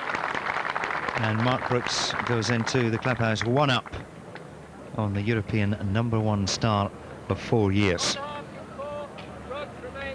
VJ Singh in the middle of the fairway, Steve Jones a long way down the 18th, but Singh having the best of that third match. And Tom Lehman in a little bit of trouble at 17, nothing too serious. Currently 3 up on Mark O'Meara. Now, can else come back from there, Ken? Well, he's a marvellous match player, proved time and time again he's good under the severest pressure, but that's asking a lot. Steve Stricker's playing extremely well at the moment, very confident after last week's efforts at St Andrews, where he won all 5 matches. He thoroughly enjoyed the experience there, and I certainly think he's enjoying Wentworth so far this week, but you can never count Big Ernie out. It's a nice time of the season when you think the President's Cup, which was another team Steve Stricker was in, Ernie else of course also in that, over at Lake Manassas in Virginia. And then aforementioned the World Cup, and well, there's all sorts of tournaments in there, the men and the ladies, and the JC Pennick Classic, so quite a lot to look forward to. But that's the way things stand at the minute. Stricker 6 up, Brooks 1 up, Singh 4 up, and Lehman 3 up on Mark O'Meara. With the delay earlier this morning, all that golf recorded, and we can now bring you up to date with the way the full matches stand at the halfway stage in the quarter-finals. Ernie Els 6 down to Steve Stricker as they begin their afternoon match. So an awful lot of work for Els to do. Colin Montgomery, well, it wasn't the best of days, couldn't get the putts up to the hole in the morning. He'll have to try and do that in the afternoon to overhaul Mark Brooks, who's 1 up beginning that second round. 3 up for Vijay Singh. Bad mistake off the last tee for Vijay, cost him the hole. And Jones, well, he's still in it there. And in the final semi-final, the All-American affair, Tom Lehman and Mark O'Meara, Lehman turns 2 up. So all the matches fairly tight apart from that first one, but expect a fast start perhaps from Ernie Els.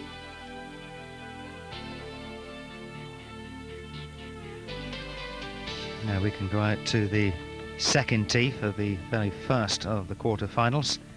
Ernie Els against Steve Stricker. And the second hole here at Wentworth is the first short hole on the golf course, and a very fine one it is too. Interesting to look at it from that angle. You see all the contours in the green and big changes in elevation down the bottom, but in general the tee and the green are just about on the same level. Now the first hole was halved, so no change. Stricker still 6 up on the defending champion. Moved the tee well forward on this second hole, just 130 yards to the front of the green, playing 139 in total. Very easy to spin the ball off the front if you're not careful.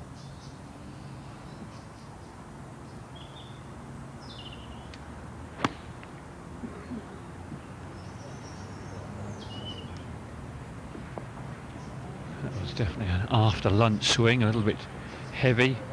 Very fortunate where it stopped because they've easily rolled back down the hill.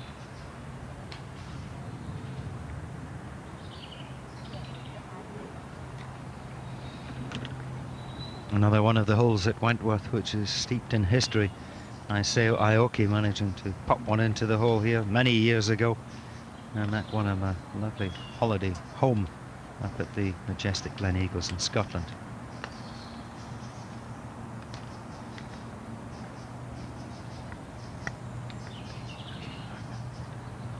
Perfect 9-iron length for Ernie Els. Very little breeze about.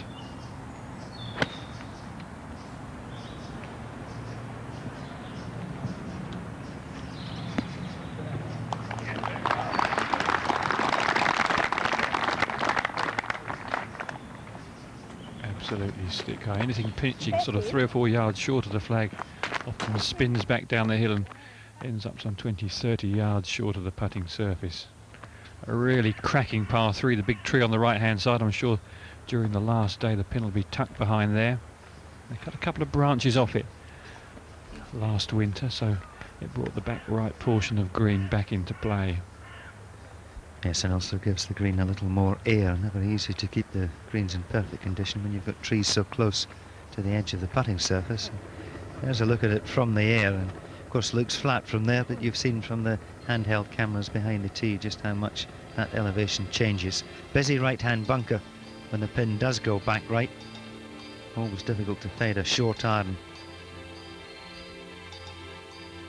A nice pin position today, comfortable pin position over there on the left quarter.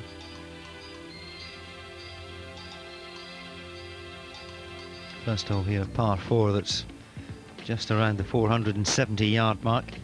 Tough opening when you've got the west wind in your face. And as Ken was saying, very quiet conditions here for the second round. Well, the course receptive, and if you could get your game going, especially someone like Ernie Els, then you could stitch a few birdies together, and that's exactly what he has to do. Yeah, this morning round in approximately 73 against Steve Stricker's 67. So he struggled a bit this morning. Of course, it's tailor-made for these two players. Long hitters can get up on the par 5s in 2.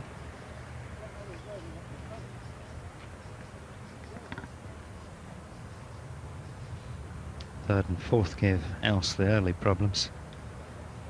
6 at the fourth, that was eventually conceded to Steve Stricker. But a dangerous little shot here. He's got just a little shoulder to play over.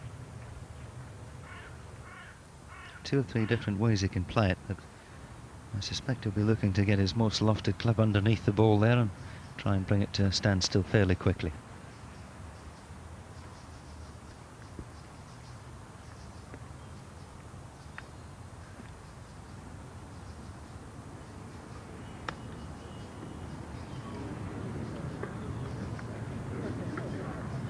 Didn't quite carry it far enough. Needed to carry another 6 inches and it would have got over that little ridge.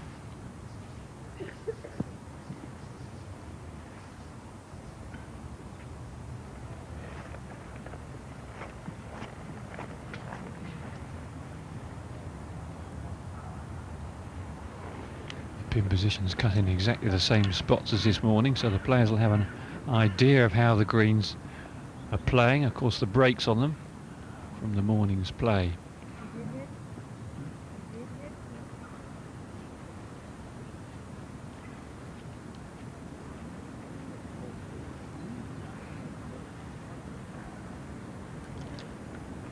Ricky Roberts giving the final all clear, a little bit from right to left.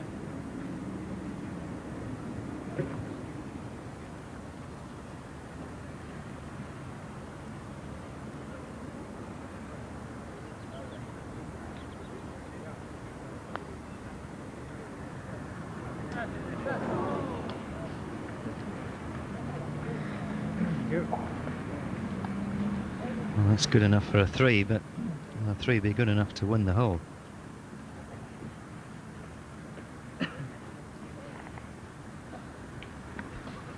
Stricker, like many of these players, have turned to this Odyssey type putter with a very soft insert and has putted beautifully all season.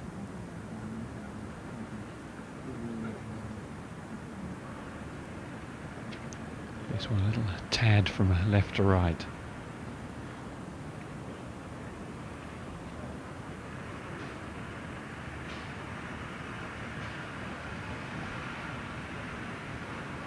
You can see just how good the condition of the greens are. Late on into October, unblemished.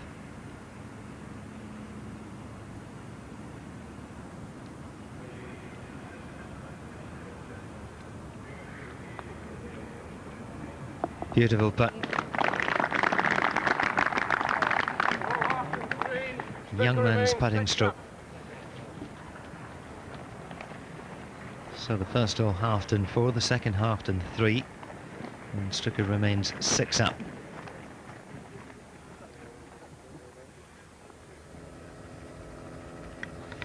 This is the next hole they come to, the par 4 third, 452 yards, 250 yards to clear that bunker, but again this tee's been moved some 15 yards further forward, so a good clout will get you over that. Now this green has been changed some 5 or 6 years ago. It used to have one very steep tier in it. It's now on 3 little levels and a much more friendly green, because if you didn't get it on the little ridge at the back in the old days, it was almost impossible to get down into. And there's a view from behind the green. The pin today cut 29 on and 6 from the right. Apologies for no graphics on the screen, but Ken and I have thrashed our way around Wentworth a fair few times in various PGA championships, Viella championships back in the early 70s, and well, we've seen some of the fairways, but we've also seen some of the problems as well.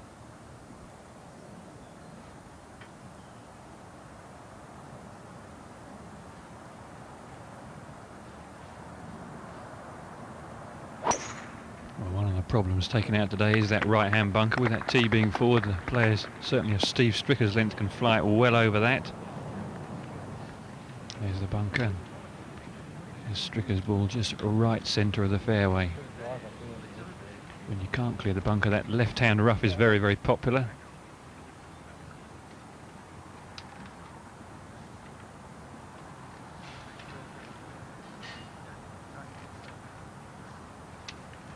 An 8-degree Big Bertha is what Ernie Els, a great Big Bertha, Els uses.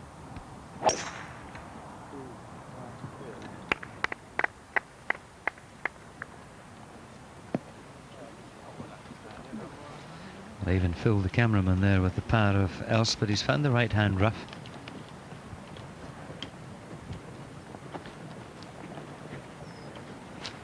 lady markers out there on the golf course so that we know exactly where the players are playing their second shots from. All takes a good piece of organisation, and Toyota of course have been covering this championship for many years, sponsoring the event, and the more you do it, the more you realise if there have been any glitches, you can sort them out, and this tournament really does run like clockwork. Well, the clock ticks forward, time for Colin Montgomery to start his second round, one down to the US PGA champion Mark Brooks.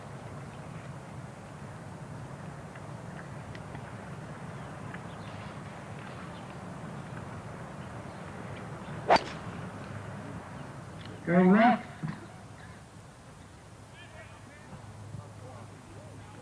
Well, down the left side, just skipping past the tee of the East Course. That's how that begins. And warm applause for Mark Brooks, who's shed one of the sweaters.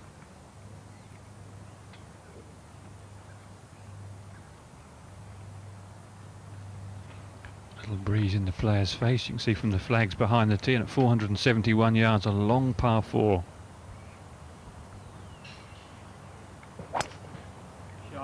Great shot. The referee for this match is Michael Erickson.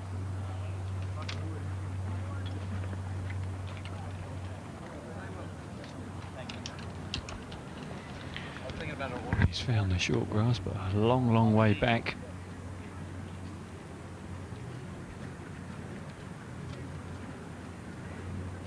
Well, back in the mid-70s, this hole used to be a par 5, as was the 15th, but so I managed to lose a few yards and make them into par 4s. Well, the players gained a few yards with the new golf ball, and maybe the titanium heads have had something to do with that as well. Halson, that right rough, carried the bunker quite comfortably.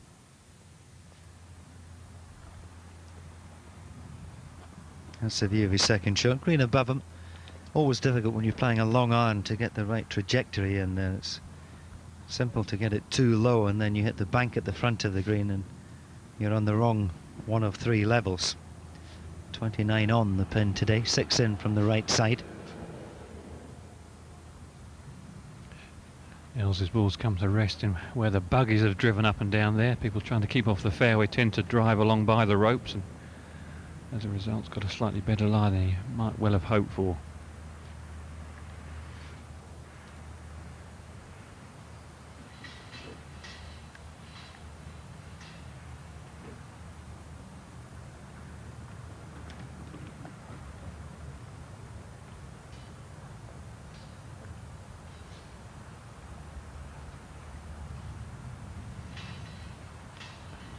Trying for a big high cut with a 4-iron.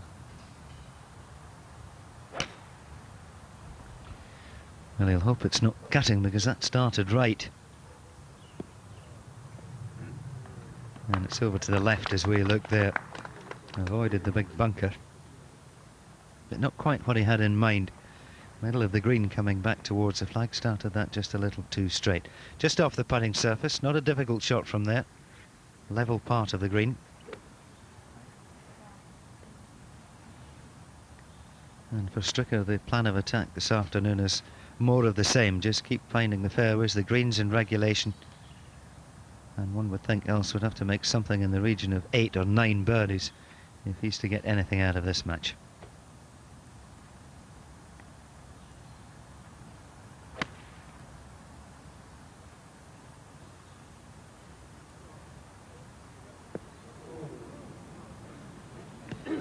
Finds that bunker then with a pin. Just that 6 yards from the right-hand side. Not much green to work with. He's got to hope that he's found the flat spot up at the bottom of the track. Look from behind the first green, another one of these fairways that's narrowed down, almost like a bottle shape from the back of the green. And the tee shot of Mark Brooks just managing to hang on to the right-hand side of the fairway.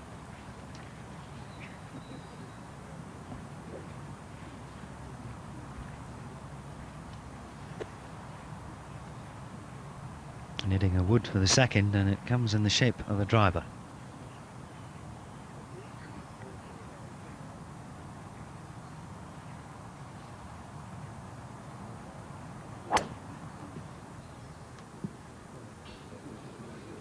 never reached the top of its flight, and there is a bunker down there short left, and I suspect Mark Brooks has found that. You can see the damage done to the golf course when you get a wet morning. There's mud all the way down either side where the galleries have been walking, and it takes quite a few months to repair when you think we're just at the end of the second growing season of the year.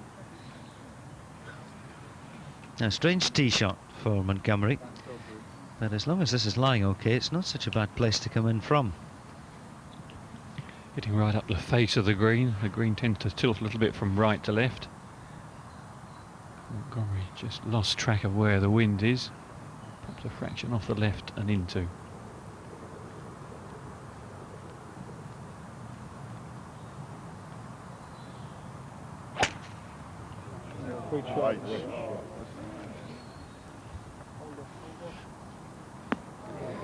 Wonderful tempo from Montgomery, gradually turning on the power there, and that second shot straight at the flag, some 25 feet short, but with Brooks in the bunker and one of these awkward length shots of around 30 yards, Montgomery with every hope that he could square this match.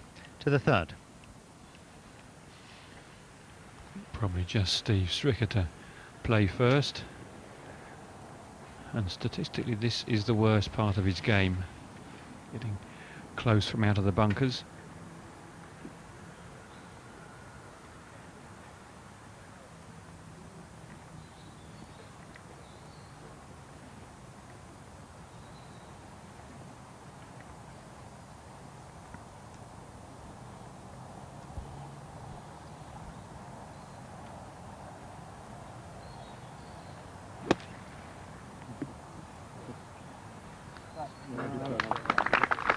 Well, I'm glad I'm not playing him if that's the worst part of his game. It wasn't too bad from there.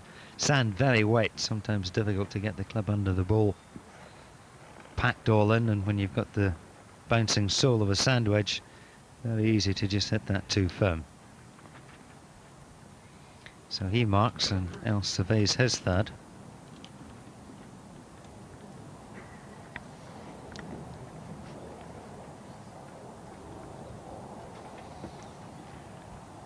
Well, he's got a great game, Ernie Els, but I think he's one of the best chippers in the game. Little pitching wedge, hands ahead. Flag out, so he obviously fancies it.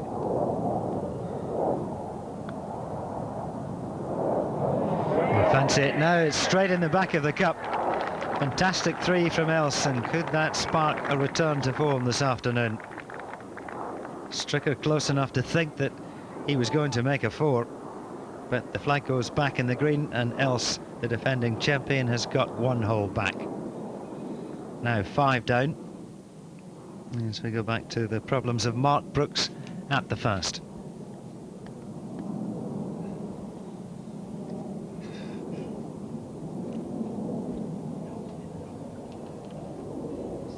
Just coming up short of that nasty big trap down there. A decent lie, just so you can see the top of the flag. Always difficult to judge the distance when you can't see the bottom of it.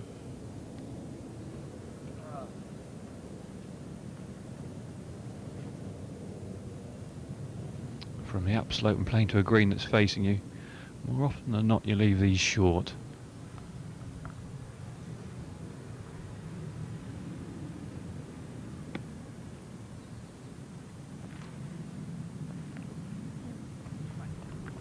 Not bad from Brooks. More importantly, I think, than anything else, he's left himself an uphill putt for a four. Should he get the chance to hold it, of course. Montgomery's safely on the green in 2, and it will be Montgomery to putt first.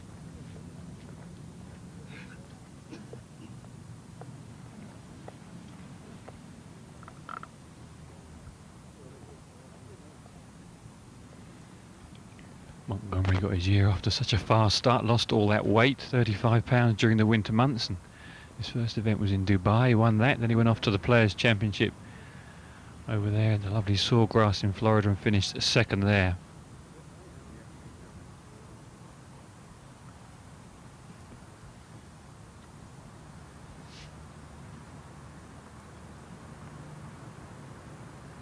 We still know through the ball. just a little bit of movement behind the green. That's just where the second tee is situated. Thank you. And Colin calling for the spectators to stand still and thanking them for that.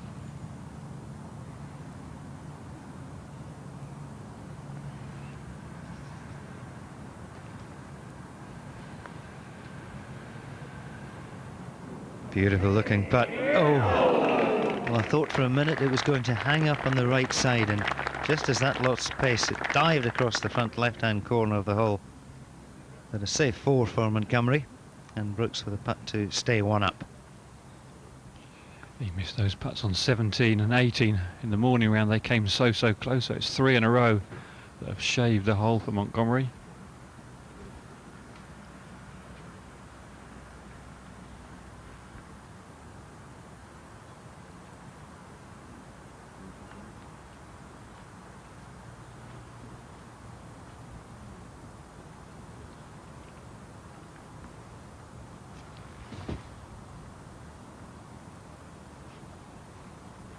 Putt that will move just a little from Mark's right.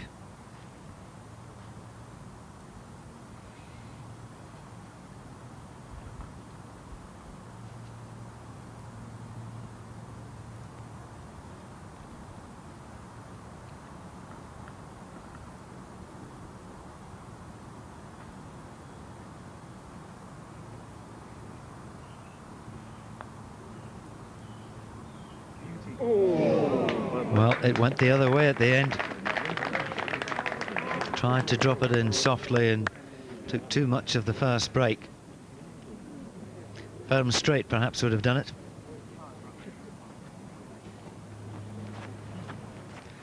So first blood in the afternoon session for Colin Montgomery. 4 at the first, good enough to square the match.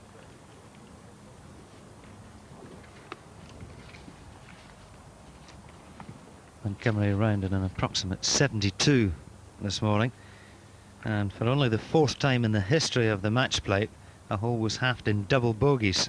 That was Brooks and Montgomery at the 7th.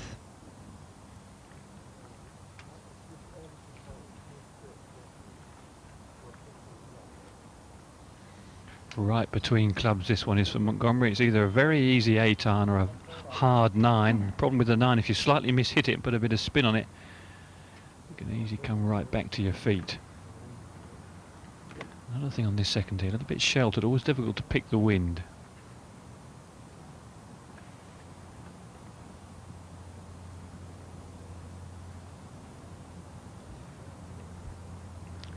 Two deep cavernous bunkers on the right and the left of the green. And the players have to take enough club to pitch this a yard or two past the hole. They won't be looking at their yardage to the flag.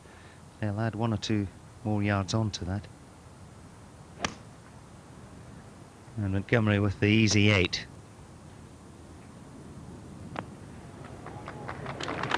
Very unlucky. It's still close, it's still a lovely shot, but had that not carried an extra 2 feet or so, that would have been absolutely stone dead. But straight over the top of the flag, and Montgomery has signalled his intentions at a very early stage this afternoon. A cracking iron to the first, and that was perfectly judged.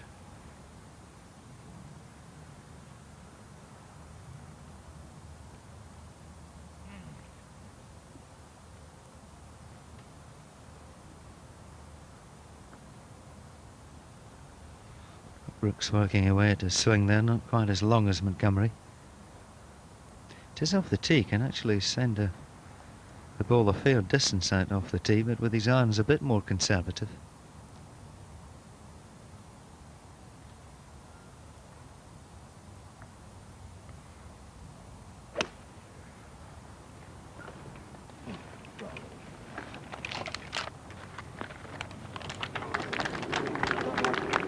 Is it going to hold? And that will wander down some 20-30 yards short of the green. Now big steep slope.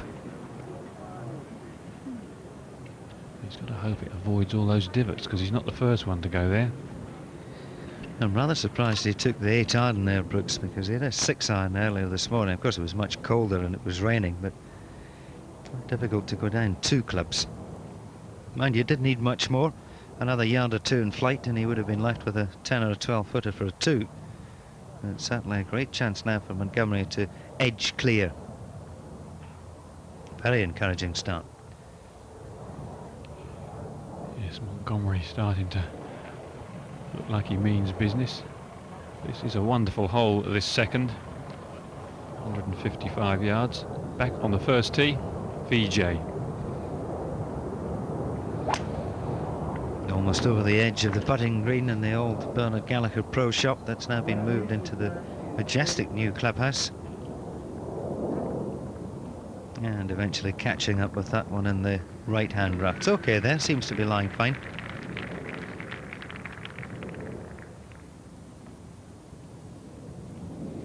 Many roads winding their way through this Wentworth estate.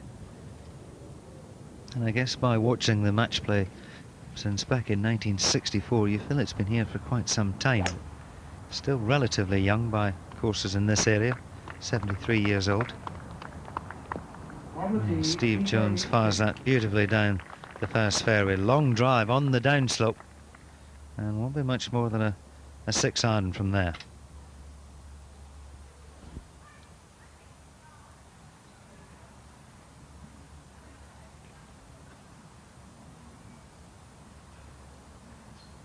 Always difficult to judge this little shot from the bottom of the hill.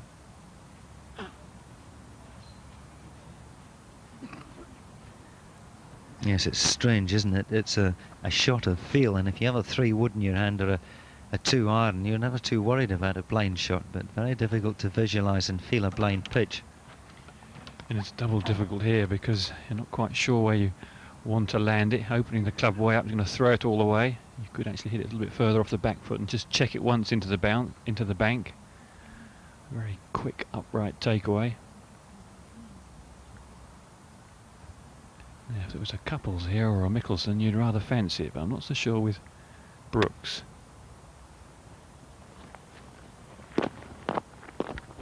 Just got caught in between two shots again, neither pitch or a chip.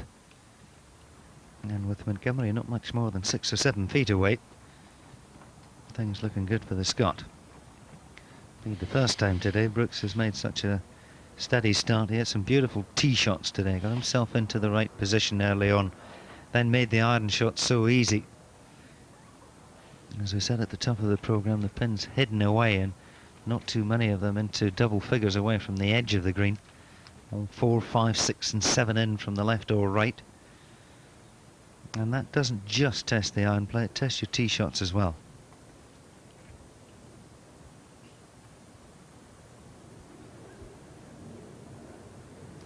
Still Mark Brooks to go first. So this is a must. Just here up ahead that Ernie Els has taken the 4th hole as well, so from 6 down, the deficit now back to 4, and still time for the defending champion maybe to try and get something out of this first quarter-final match. Brooks on the 2nd for a 3.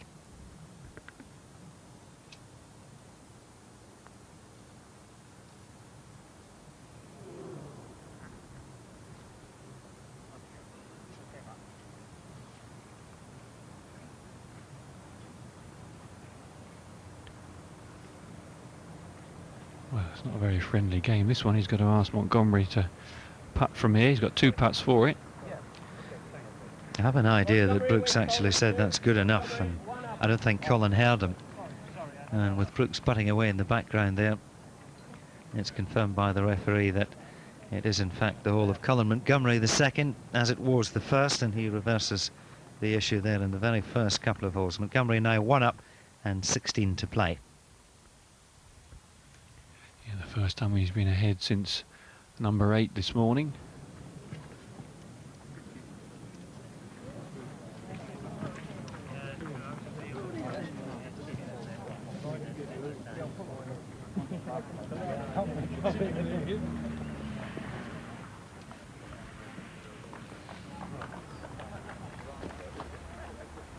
Very tough start to the golf club here. The golf course, the first is a tough par 4, and this third especially, particularly in a stroke play tournament. As we move back to the difficult first, and the ball lying slightly below VJ's feet at the 2nd.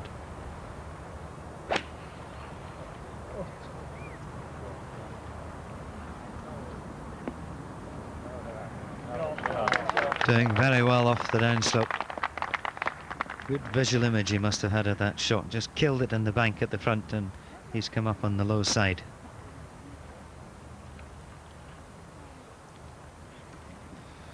Long drive from Steve Jones, Ken. 270 yards it is to reach the downslope, so this drives some 280 into the breeze. He is a long hitter.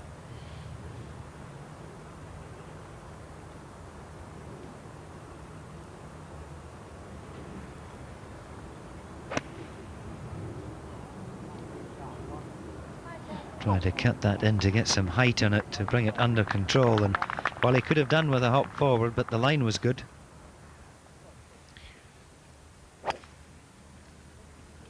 Montgomery's tee shot on the third. A little bit anxious about the bunker, but well past it and to the left of it, and a perfect angle to get at the flag from.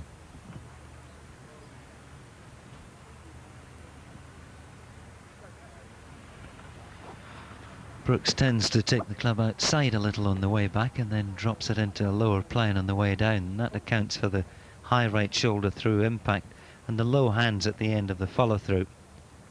But it's something he does all the time. Consistent swinger. And this time the hand's a little higher. Good looking golf swing there from Brooks. And a lovely tee shot. Didn't get too much run out of it. And he'll certainly be playing his second shot first. Nice part of the course, this, fairly low. And we climb up the hill and down the fourth, and we go out towards the railway line out at the 8th and 9th. And then begin the back nine with a classic par 3. A hole of just under 200 yards, 186 to be exact. And then, of course, the last 6 or 7 holes, well, if you watch golf over the years, you'll know them like the back of your hand.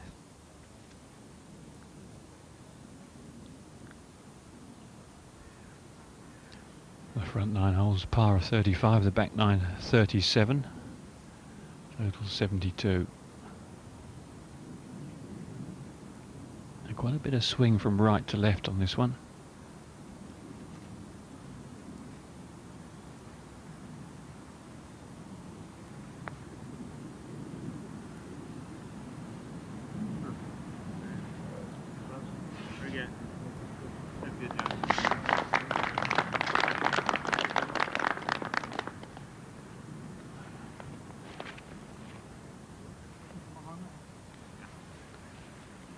Conceded an opening four for Steve Jones.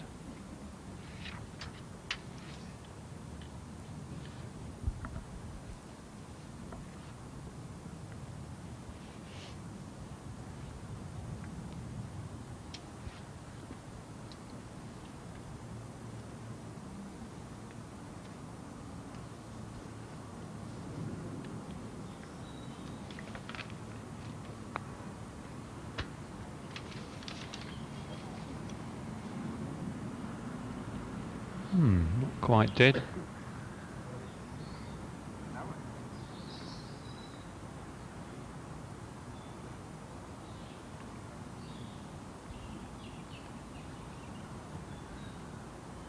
BJ has this one to remain 3 up. We're standing back, please.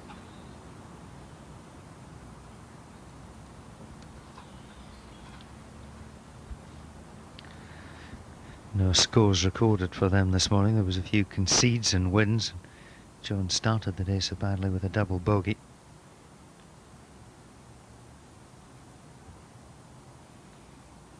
And Singh starts his afternoon session with a par 4. No change. Singh remains 3 up.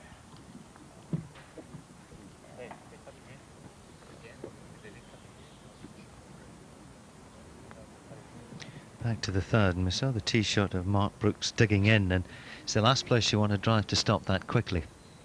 There was a very long second shot up the hill. You can see where his ball pitched. And that's one pitch mark you can't repair until after the shot is struck. Been caught on most of the rules, and that was one of them. I thought I was doing the right thing repairing the pitch mark, but it's improving the lie of the ball, because you can see that pitch mark is in between the club head and the feet. First thing he'll do after he's hit the ball. Again, that 6-wood cutting it in from the left. Gorgeous shot. And that shows you just how handy that club was there. Difficult to get a long iron into the screen when the green's above you. Brooks just off the back. Pleased with that result, no doubt. Plays a lot longer than its yardage up here, due to the fact some 10 yards up the hill. And with a pin right at the back of the green in the right-hand corner. Got to be a brave man to fly it all the way.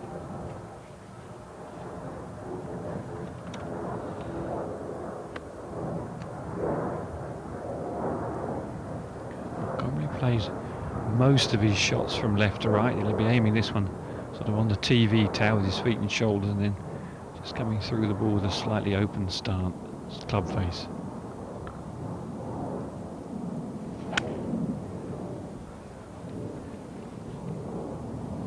Started it on the left, and he's not only flown it on to the top level, but dangerously close to that back bunker. Difficult shot left for Montgomery on the downslope, and Brooks just off the putting surface. When they did change this third green, they have done it once or twice and eventually took all the turf from the putting green.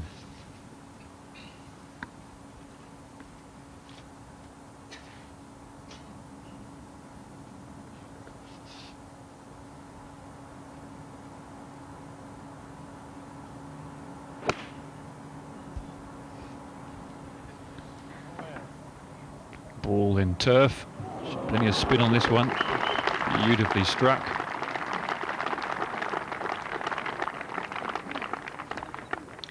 Referee David Probyn this afternoon, one of the referees on the European Tour. Good golfer himself, plays off 7 handicap down at Royal Ashdown Forest. Course with no bunkers. Just a little long, but the spin bringing it back onto the green. And Montgomery on his way up that third hole. And he won't know where his ball has come to a standstill there, but you'll see when he gets up to it, he's got the most difficult pitch shot on a downslope. But he's chipping on to the level, and after the rain we had earlier, well, the greens are certainly a bit more receptive than they were the first day.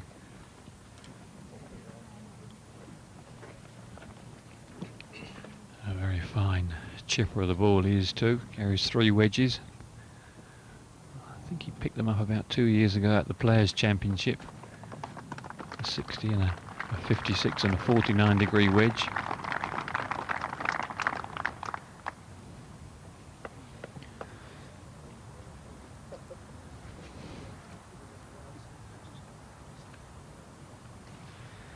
Pictures coming from BBC Sports, and you maybe saw in the foreground there Mike Houston, member of Sunningdale, just 3 miles or so away from here, and Mike shot 63 around the new course a couple of weeks ago, which I think is fantastic as he's approaching the age of 60, so a good golfer in his own right.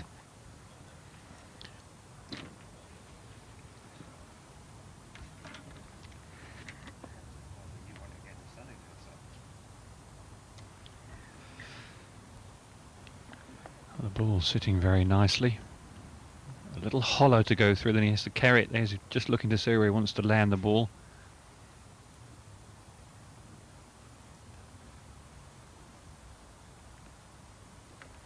I would imagine he'll have his most lofted wedge out. Play it slightly off the back foot. Make sure you catch the ball first before the ground.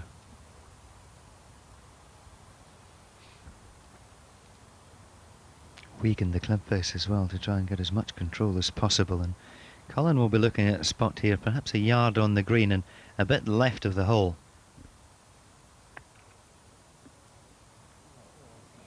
Beautifully played shot. Almost impossible, one would think, to leave it short there.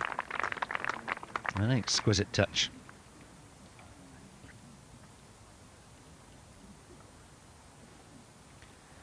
Five footer left for his par 4, but Brooks with a shot from just off the green here, and he can just about choose anything to play this, anything from a 6-iron down to a wedge, depending on which he feels most comfortable with. Jones for a 2.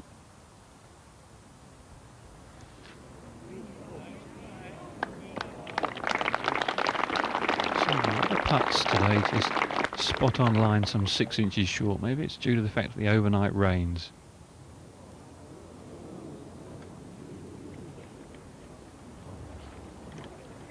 Just looking over his shoulder to see that that's conceded, but a chance gone there for Vijay Singh.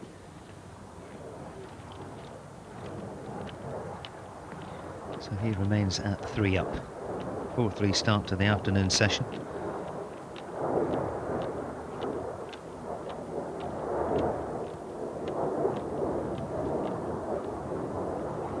Now ahead to the third, and the third shot of Mark Brooks looks like a chip and run. Left the pin in. Oh, and he's hauled it straight into the middle of the flag. That killed it. And Brooks, after losing the first 2 holes of the afternoon session, gets the third back, and it's all square.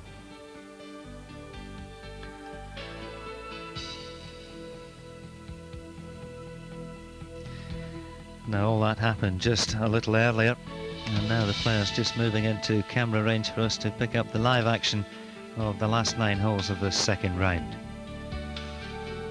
View of the 4th hole there, the first par 5 at Wentworth. And we can bring you up to date with what's happening. An astonishing turn of events in the first match. Steve Stricker, who turned 6 up after 18 holes, now has 7 holes left to play, and he's just 2 up on Ernie Els. Brooks and Montgomery, as we left them at the third, they're all square at the turn. But Vijay Singh, well, his match just about to come to an end. He's 8 up and 9 to play on Steve Jones. Tom Lehman's had a good afternoon against fellow American Mark O'Meara. He's 5 up, and currently they're on the par 4 8th hole. So a lot of changes in the last hour and a half or so of play, and Els and Stricker certainly one to keep an eye on there. The South African fighting his way back after a miserable morning. And it's to that top match we go to. Els and Stricker have reached the 12th, the first of the par 5s on the back nine, the first of 3, and having just chipped from the edge of the green, Stricker still has a little bit left for his birdie 4. Wind beginning to pick up, you can see a bit of movement there in the leaves, and we'll go out to the 10th and see if Colin Montgomery can knock this in for a birdie 2. Right in the heart of the hole. So Colin Montgomery moves 1 up. He'll do in a second or two, I think. His partner, or his opponent, still has 1 left there. Mark Brooks finding the green.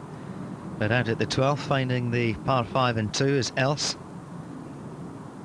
Long eagle putt here, up and over the bank.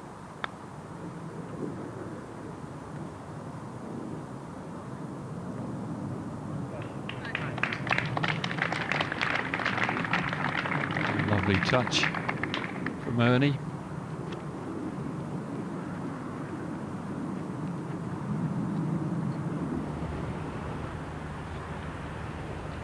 Brooks has this for a half. Half in 2. Well, you can bet the bottom dollar that's going to go all the way. Half and 2 as they move into the last quarter of the quarterfinals. Brooks and Montgomery all square. Steve Stricker, well, he still has a putt to hole at the 12th, otherwise that could go back to 1 up. And Vijay Singh, well, he's had a terrific run. Singh won the 3rd, 4th, 5th, 6th and 9th, and that took him to 8 up, having turned at lunch 3 up.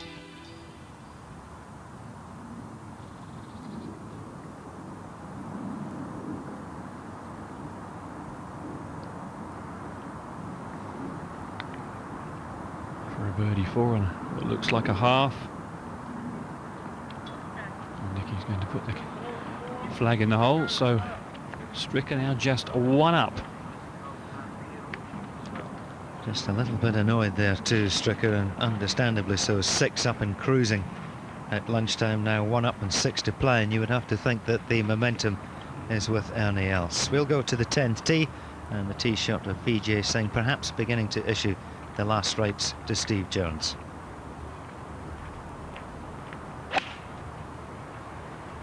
Go in. Go in.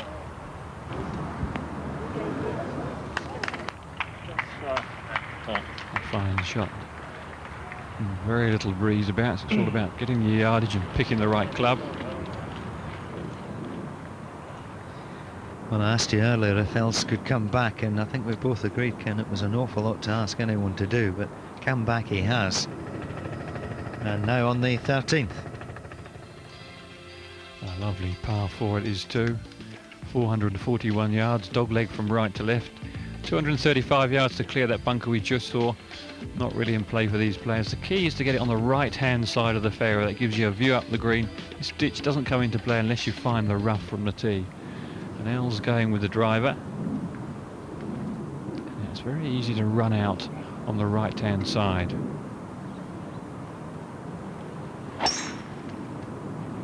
Started it in the perfect position. Now has it held its line? Now it has.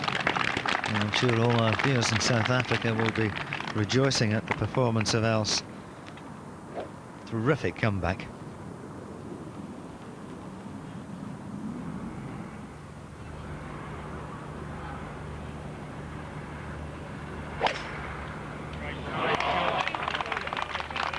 Short par 4 this 11th. A high draw. Most players in a regular 72-hole tournament often take a 3-wood, but in this match play, players generally forced into more attacking play. Montgomery went with his driver. Jones found the 10th green, but unless he can hold this, Vijay Singh will have a putt for the match. Superb performance from Singh, but it has to be said, one or two mistakes from Steve Jones, but the 3rd, 4th, 5th and 6th were all won with birdies from the Fijian, and the 9th also with a 3. Vijay out in 29, which matches the record.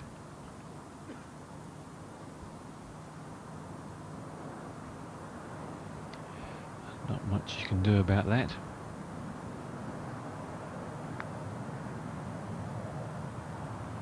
Got a chance. Of course, in this situation, you're forced into attacking.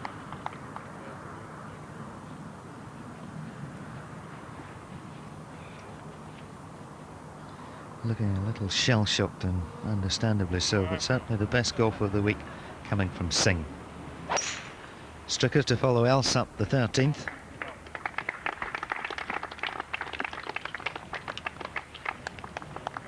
Despite a little bit of a draw on it, just trickling into the right-hand rough. Singh for the match.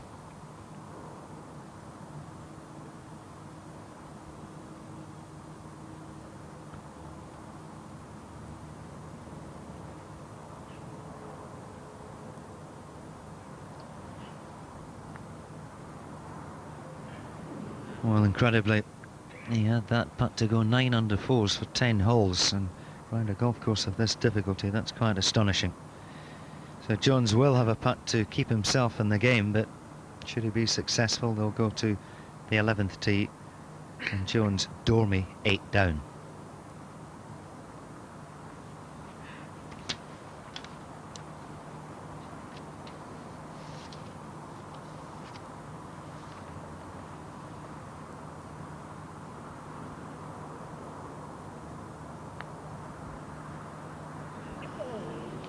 Well, that's an extremely heavy defeat. And you look back over some of the big defeats over the years. In 1988, Ian Woosnam beat Jeff Sluman by 7 and 6. Of course, Nick Faldo beat Jeff Sluman on the very next green in what was a great battle between the two. Faldo's golf that day quite exceptional, but it's a 9 and 8 victory for Vijay Singh over the US Open champion Steve Jones, and Vijay first to get into the semi-finals. Just about to boost his bank account, I'm sure. And what a great year it's been for him, Ken. Yes, he's made steady progress every year, gradually improved his game. He was a late comer, really.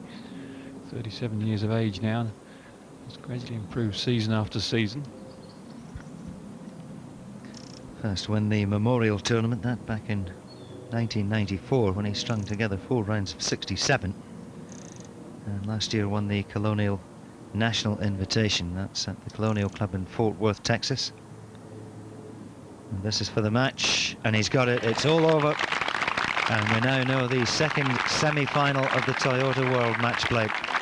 It will be between Vijay Singh and Tom Lehman. A 6-5 victory, and nothing O'Meara could do about that.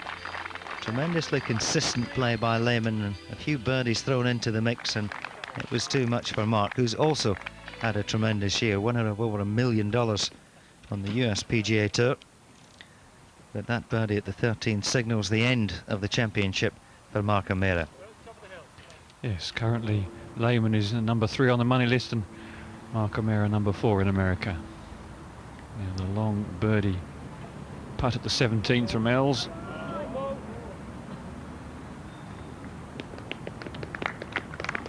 He'll be furious with that third shot because he got caught in between two shots and didn't really play either of them.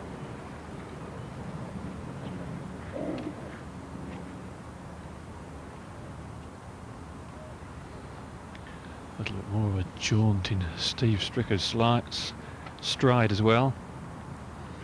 Montgomery at the 15th, 35 feet down the hill from right to left.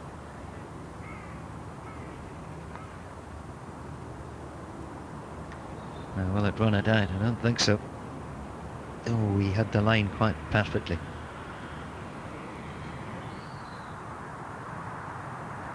This for a 4, and this to be 1 up with 1 to play.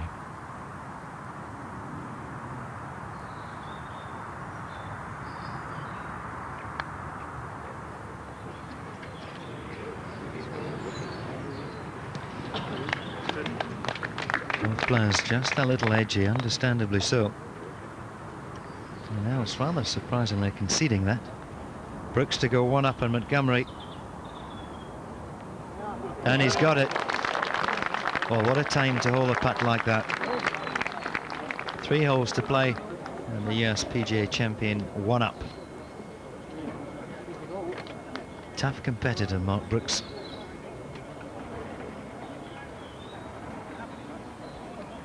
No tougher competitor than Ernie Els, but he's going to need all his guile here. This to half the hole in 5. Pure, absolutely pure, right in the heart of the hole, nerveless. So despite being a 6 down after 18, he moves to the 18th, all square. 6 down and 16 to play, so the recovery has been quite spectacular. There's the semi-final. Vijay Singh against Tom Lehman. And I would think that's set to be a cracker, but who's going to occupy that first semi-final section? It could be Els, Stricker, Brooks or Montgomery.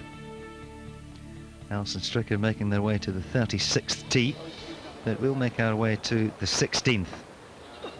Colin Montgomery has made the short walk, but of course with the honour is Mark Brooks.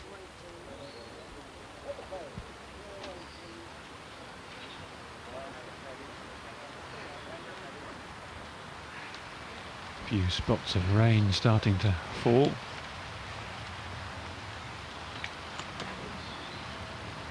Brooks is out with the wood, the driver, so he's going to take on that left-hand bunker. Found the right-hand rough this morning.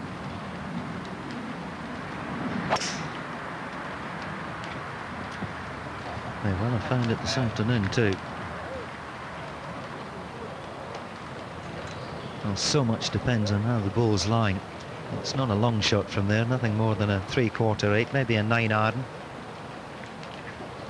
And Tom Lehman and his wife making their way off the 13th green, and what a fine performance that's been today. His lovely wife Melissa. It's very much a family week this week. They all stay on the golf course in lovely houses with butlers and chauffeurs, and so everyone's keen to get on the act, and it's a nice week for the ladies to go shopping in London. Harrods not too far away on the west side of London.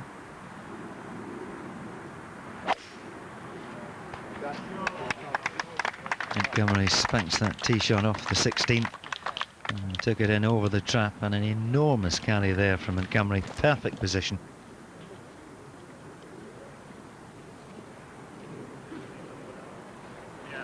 He's a marvellous driver of the golf ball, Colin.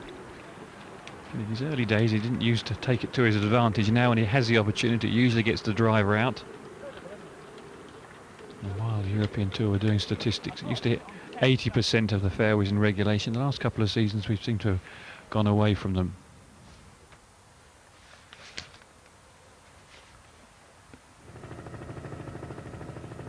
Well, I look at this final hole here at Wentworth, and we were talking earlier, Ken, about the bunkers down the left-hand side, and it's put a totally different complex on the whole hole, because the left side used to be safe, now not the case. Big trouble if you find those, and Steve Jones very nearly drove into that ditch earlier on today. He's not going to have that problem today, despite the wind being slightly behind from the tee.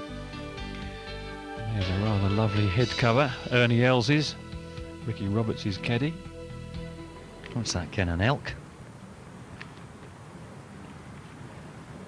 Well, it looked a bit more like Snoopy to me, but obviously a lucky charm for him. Could be a moose. Else, of course, will shortly be down at Sun City for the $1 Million Challenge, Pilanesberg National Park down there, one of the finest safari parks in South Africa. But Els himself brought up in the Stellenbosch region near Cape Town, and going here with the driver. Ball teed down a fraction, so trying to fade it.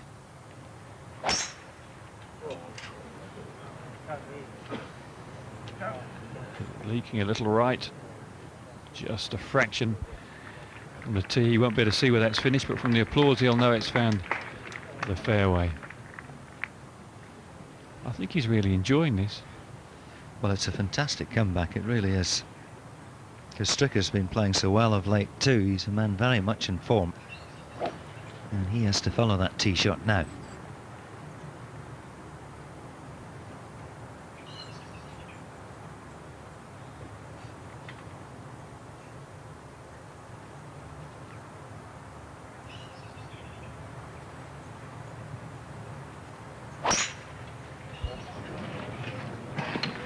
There's some concern over that. That's heading towards the bunkers, I think.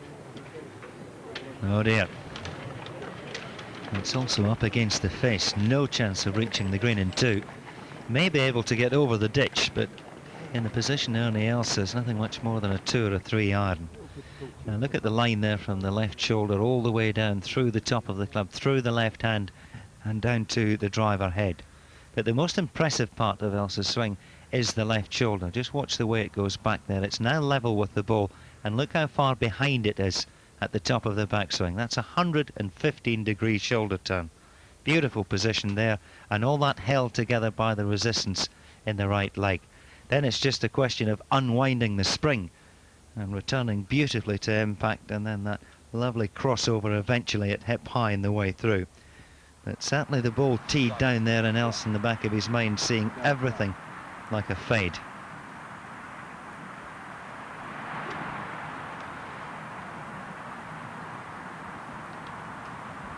Got a decent lie in the rough.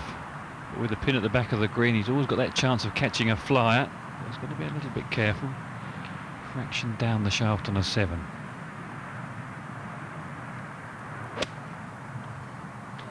He found the right-hand bunker with his second shot earlier today, and he's learned from that mistake.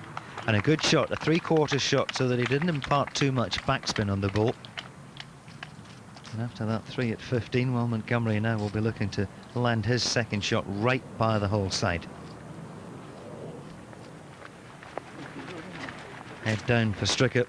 It all seemed a walk in the park this morning, but he's been really up against it. Tremendous power from Els this afternoon. And great credit to the South African for being able to lift his spirits and go out there and produce such a magnificent performance. The second of Montgomery, a lot of spin on this one. Magnificent shot, right down the flag, so Montgomery's fighting back. You were talking about the pin positions a little earlier, Ken, set by Ronan Rafferty. Just looking through the best single rounds since 1964. Rafferty's at the top of that list, a 10 under par score of 62 back in 1990. He was going to make sure no one was going to break any course records by some really tough pins. Yes, the pins wouldn't be in these positions then, but look at the way Montgomery trusted everything here. He trusted his caddy's yardage, threw it straight up in the air all the way. We've already mentioned the dip behind the green. Easy to go in there, and Well, he's removed a fair chunk of the 16th fairway in the process. Gorgeous shot, though. Stricker's ball in the bunker, just where you don't want it, up against the lip. There's a ditch, some 100 yards to get over, and he's got to carry it onto that bit of fairway over the rough, and it's at 120. He's in the worst possible spot. I think he's just going to have to nudge one out about 60 or 70 yards and take his chance from there. Yes, too much sand behind the ball, I think, to try and take it clean. If he does that, he won't get the height. Green a white spin on the front right corner today, and Else really couldn't be in better position. He's down that right side. It's the shortest route to the hole. But what he does want to do is make sure Ernie Els wins it with a 4 and not a 5. No careless errors here.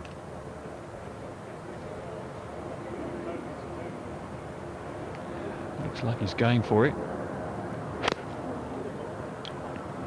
Now he wished he hadn't. There was just so much sand behind the ball, he could never have got the clean strike and the elevation. But you have to do what's right at the time, and he obviously felt he had a chance of doing it. And now I'm not sure he can reach the green in 3 for the simple reason that he'll be standing in the edge of that bunker to play his third.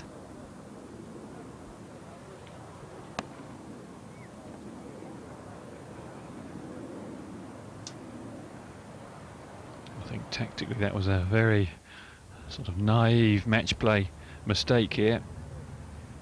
Trying to get a 9-iron, carry it all the way. Very easy to lose your footing, just catching behind the ball, and of course needed to have a little bit more elevation on it. 16th, Brooks for a 3. And it's a very good putt from there, but Montgomery is going to have a putt to half the match once again. May have to move the marker.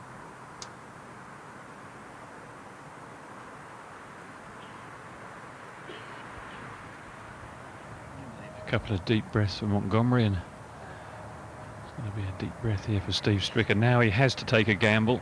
A little down the shaft, 3 wood.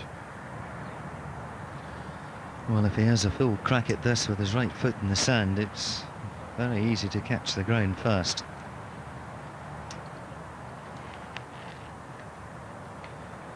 Now closing the face down and moving the ball back.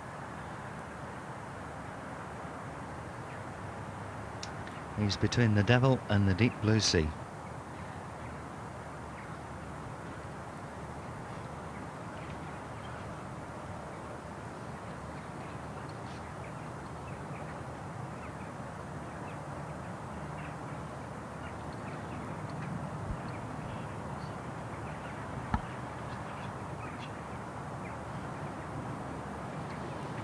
So important to keep the position of that right foot.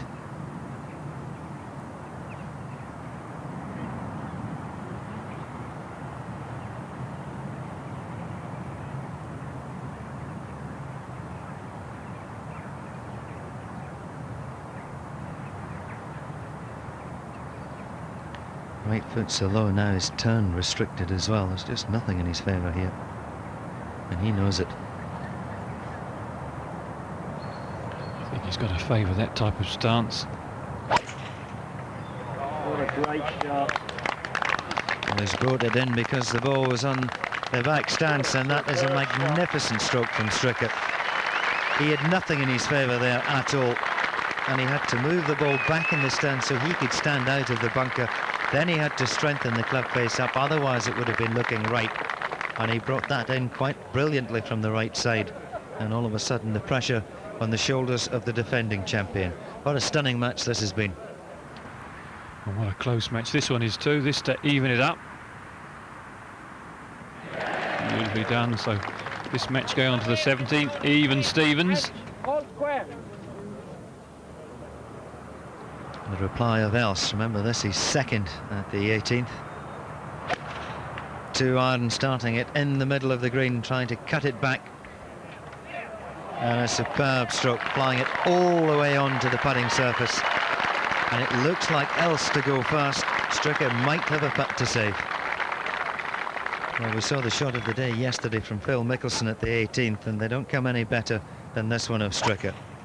No leg action at all, the body moving back to the right, and the education in the hands there bringing that ball back to the green. Splendid stroke. And he deserves for this match to go on simply because of that. That really was a shot of sheer brilliance.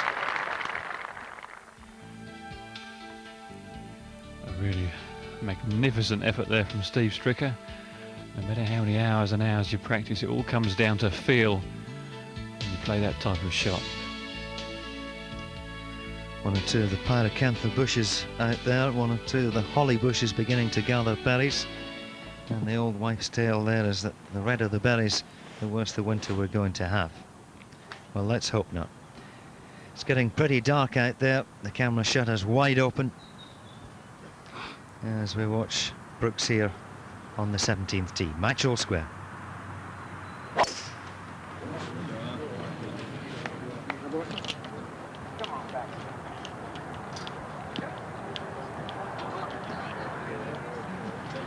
Not the longest of hitters, and quite a long way back, so you see it's absolutely perfect second shot out of range in 2 for him.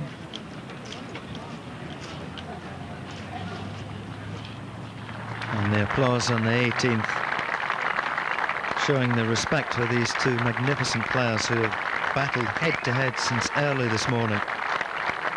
The morning certainly belonged to Steve Stricker, but else has come back with a vengeance this afternoon. And whatever happens, he has a putt on the 18th green to take himself into the semi-finals.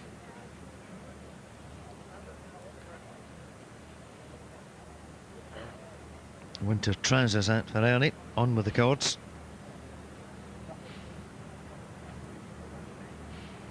That's how tight it is. Second semi-final will tee off second tomorrow. And still we have no clue to who's going to contest the first one. Lights on in the hospitality unit. Enjoyed a glass or two in there today, no doubt, and watched some fine golf too. Referee out here to pace his way across the 18th green.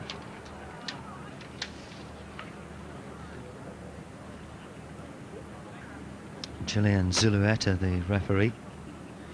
Dominic Griffiths, the observer.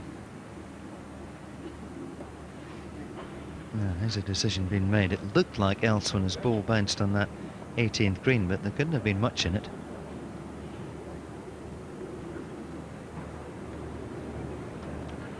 Ernie's certainly been given the nod.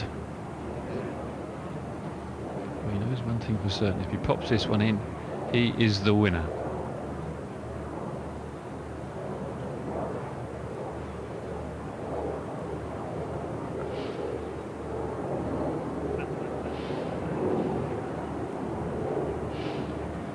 Clubhouse just peering out of the top of the hospitality units at the end, and all eyes centred on this 18th green. Can this young man complete the comeback?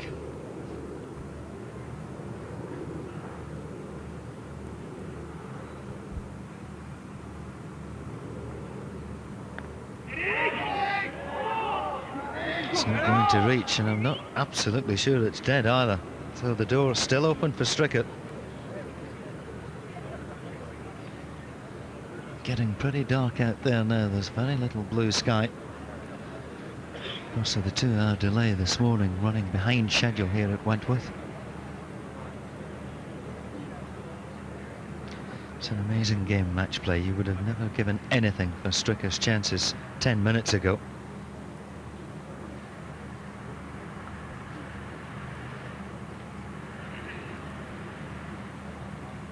This young fellow is an outstanding putter.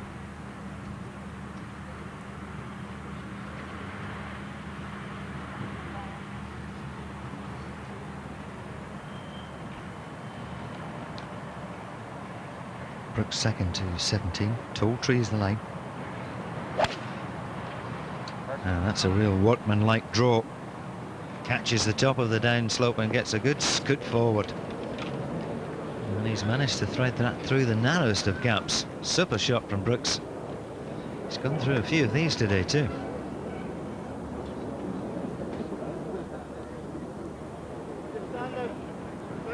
All depends how Montgomery's ball is lying. His tee shot's just run off the right edge of the fairway. Montgomery often hits a driver from the situation, this time going with a 3-wood. Ball not sitting quite as well. Well, the line's good.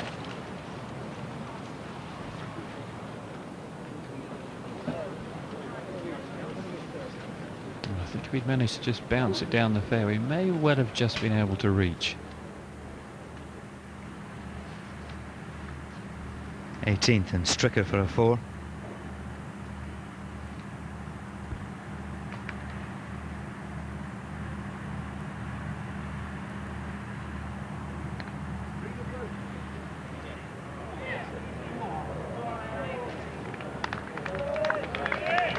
So that leaves Ernie Els with a putt to win. He's undefeated since this championship back in 1994.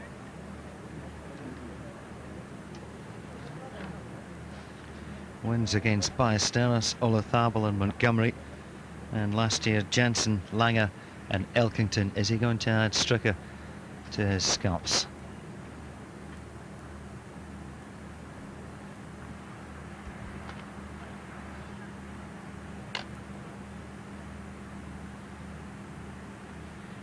Sensational from Ernie Els. It only just caught the right edge. 6 down at the halfway stage in these quarterfinals. And Els victorious on the 36th green. That really was a classic match. Tremendous sportsmanship, wonderful golf. And a kiss from Nicky Stricker there. She'll be disappointed, obviously, with Stricker losing a lead of that type, but really, Els quite magnificent. And who's to say he's not going to make it 3 in a row now? A really remarkable effort there. His dad absolutely delighted as well. He can be 6 down with 16 to play and making a comeback. The name of Ernest Theodore Els into the semi-final, but who will he play? Will it be Brooks or Montgomery? The only match left out on the golf course now, a couple of holes left to play, and they may have to go on, and indeed they may have to come back tomorrow.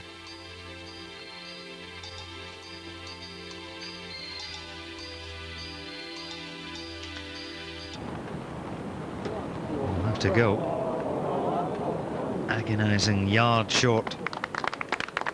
And they've been chopping and changing over the last couple of holes as the lights go on in front of the clubhouse. And Mark Brooks with a chance to go 1 up on the 17th green. Lovely pitch from the middle of the fairway, a 10-footer left. And it's Brooks who takes a 1-hole advantage to the 18th, the 36th hole. And still we have no decision on that match. It's going to go all the way just like Els and Strickers did. Singh and Lehman already safely through. Now 2 cracking matches today to look back on. Performance of Els, well, that reckons up there, I think, with the very best.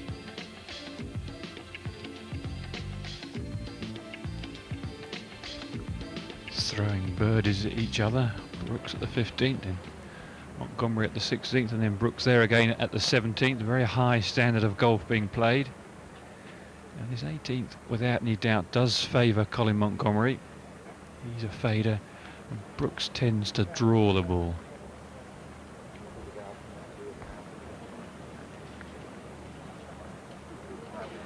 Rain beginning to team down once again, and the day finishing as it started. Take care of your job. Won't watch the crowd. And the last thing these players need is to go into extra holes. Montgomery, of course, would settle for that now. But Brooks would like to see the job done here. Watching the Trevinos and the Nicklases and the Wisecofts. No metal woods in those days. It was the old wooden persimmon.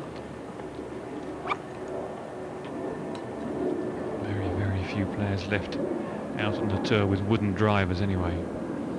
Yes, there was a survey done while we were over at the K Club in Ireland covering the European Open, and the only persimmon driver on tour belonged to one Bernhard Langer.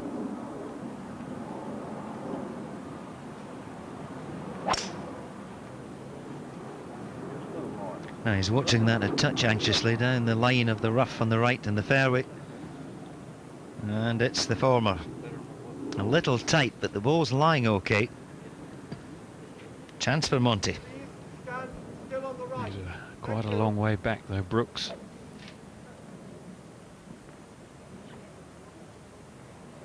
You aim at the tallest tree on the horizon, just a little bit of fade on it. He's done it hundreds of times before.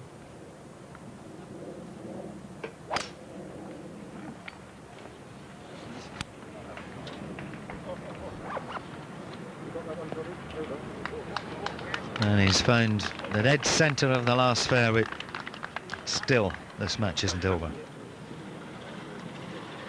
On goes the slip over, a little chilly now as we edge our way towards 6 o'clock in the evening here in southeastern England.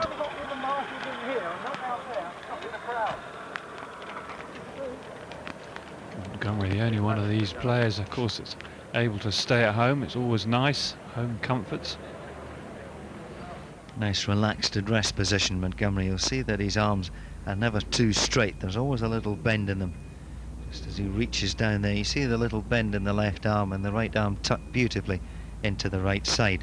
That right side starts to move back laterally on the way back. It's not a massive hip turn, and that's why the club points, if anything, a little left of the target. He continues that line on the way through with the club face looking at the target, and that's how he manages to control a fade. And I say fade, it only moves 6 or 7 feet in the air over 270 yards. Well, that's how dark it is.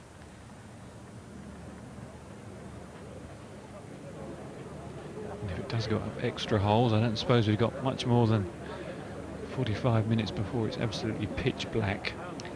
Yes, I'm always amazed at how the camera can put so much light in it there. It looks like, well, 4 o'clock maybe in the afternoon. I remember that classic second day of the Ryder Cup in 1991 back at Kiowa Island. Well, I'd been in there for the best part of 7 or 8 hours, walked out the commentary box and fell over. It was absolutely pitch black, and yet the pictures 5 minutes earlier looked very similar to this.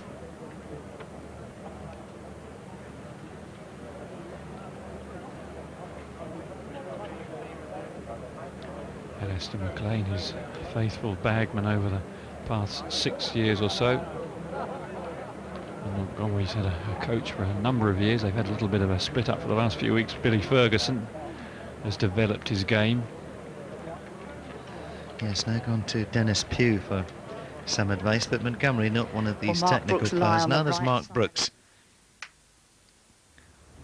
They play very much their own way, and they have total belief in that, and I think you'll find all the top players, they have 1 or 2 idiosyncrasies in their swing as far as orthodox is concerned. But at the end of the day, you have to ask yourself, what is orthodox? There's Mark Brooks's ball. You can just see the left-hand bunker sticking out the edge of the trees there. That's the left edge of the green, so he's got to hit a low cutty one. Been very fortunate to get a decent lie, doing a bit of gardening.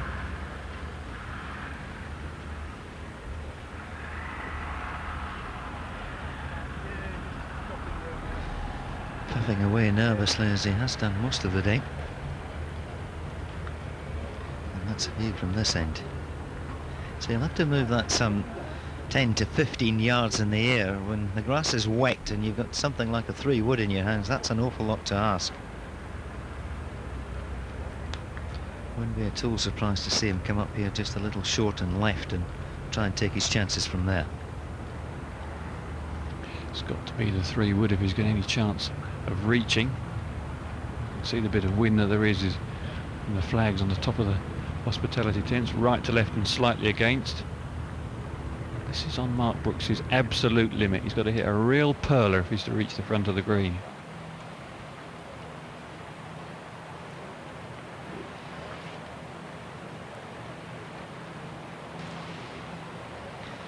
And let's just see the way he sets up to this. Feet to the left, probably at the corner of the units. There you are on the white flag at the left, the club face looking at the middle flags, and the line of the swing towards the left. I got the feeling he caught a little bit of tough before it. I'm not sure that's good enough turn. And just as we thought, a little short and left of the bunker, but the pin over on the right side. And in his position, not such a bad move, that. If you're going to miss this green, that's the best spot. Plenty of green to work with, and the green's fairly soft as well. But opportunity knocks for Big Colin.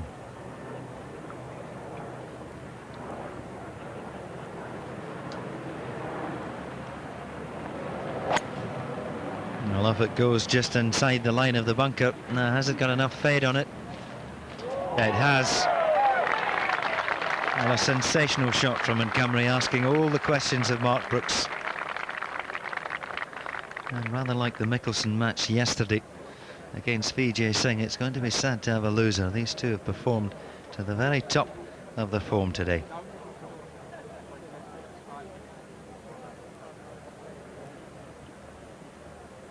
Sound recorders there just saying good shot, Montgomery acknowledging that.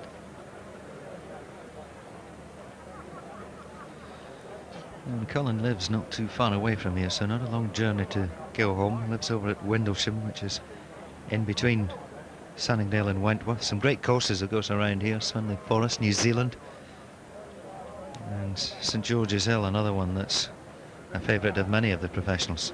They're all designed by the same fellow, Harry Colt, who also designed this golf course. He was involved at the Pine Valley with George Crump, so a golf course designer who's come up with a few gems. The new at Sunningdale, Stoke Poges.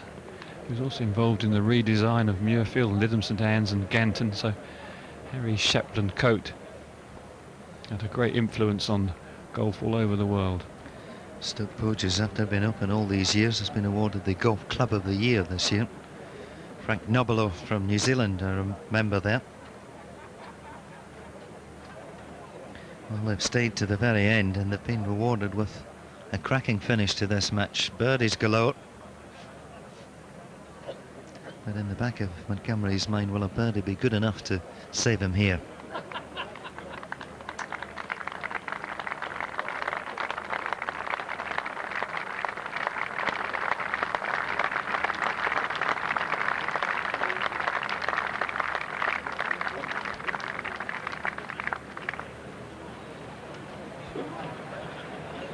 That's what faces Mark Brooks.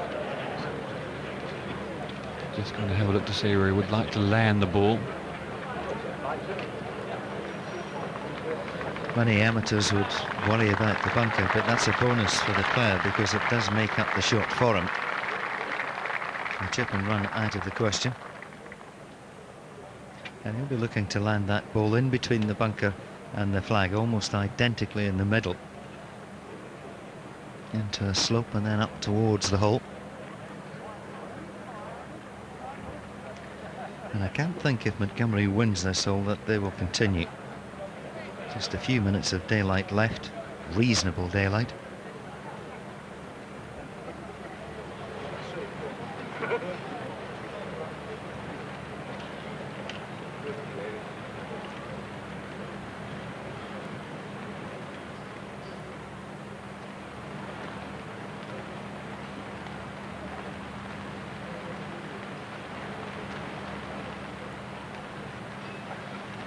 He's got the perfect sort of lie for this shot.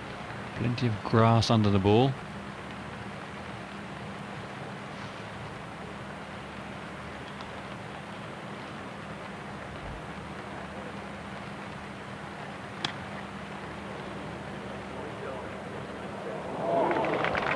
Super shot from Brooks. Confident, positive, totally committed. And you get the impression Montgomery is going to have to hole.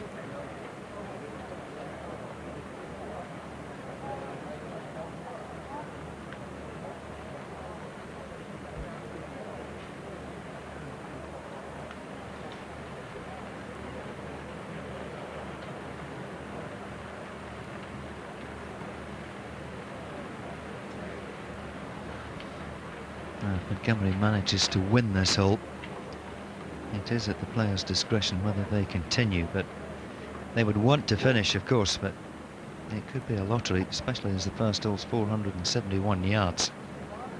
No real chance of seeing the tee shots finish, or indeed the seconds.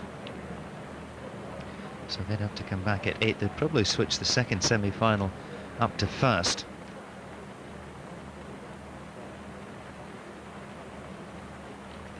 Montgomery's been to extra holes 3 times in this championship before.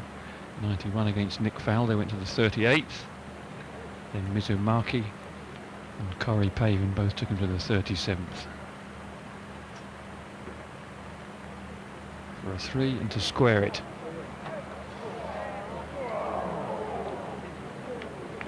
It's all down to a 5.5-foot putt from Mark Brooks.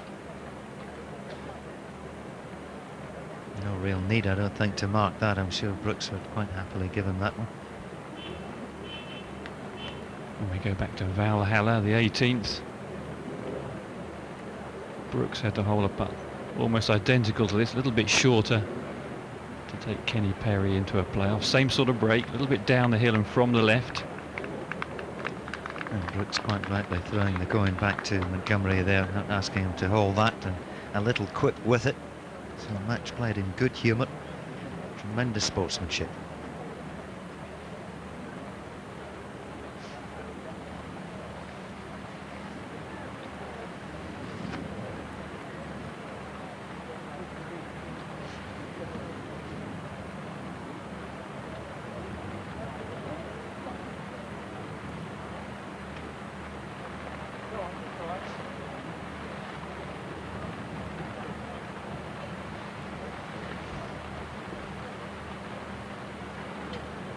So this putt to join Ernie Els in the first semi-final.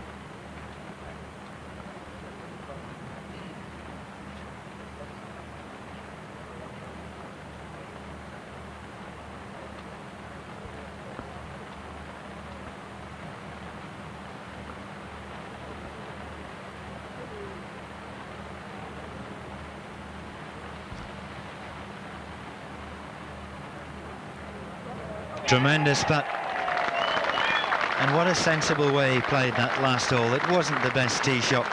He cut his losses, decided he would try to get down in 2, and warm congratulations from Colin Montgomery.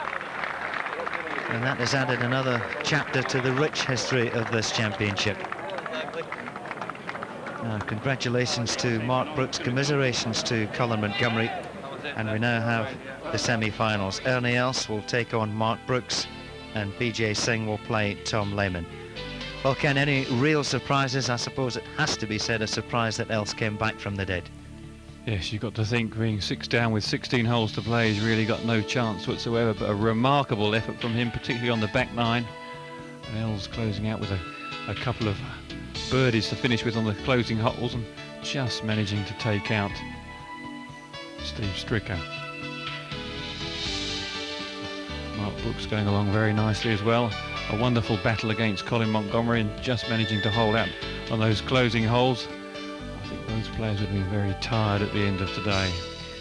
Singh a very comfortable day, and a quiet one too. His game finished out there on the 10th, and Tom Lehman highly successful over O'Meara by the tune of 6 and 5. Now, before we go this evening, are you going to be any more positive? Who's going to win, Els or Brooks, or Singh and Lehman?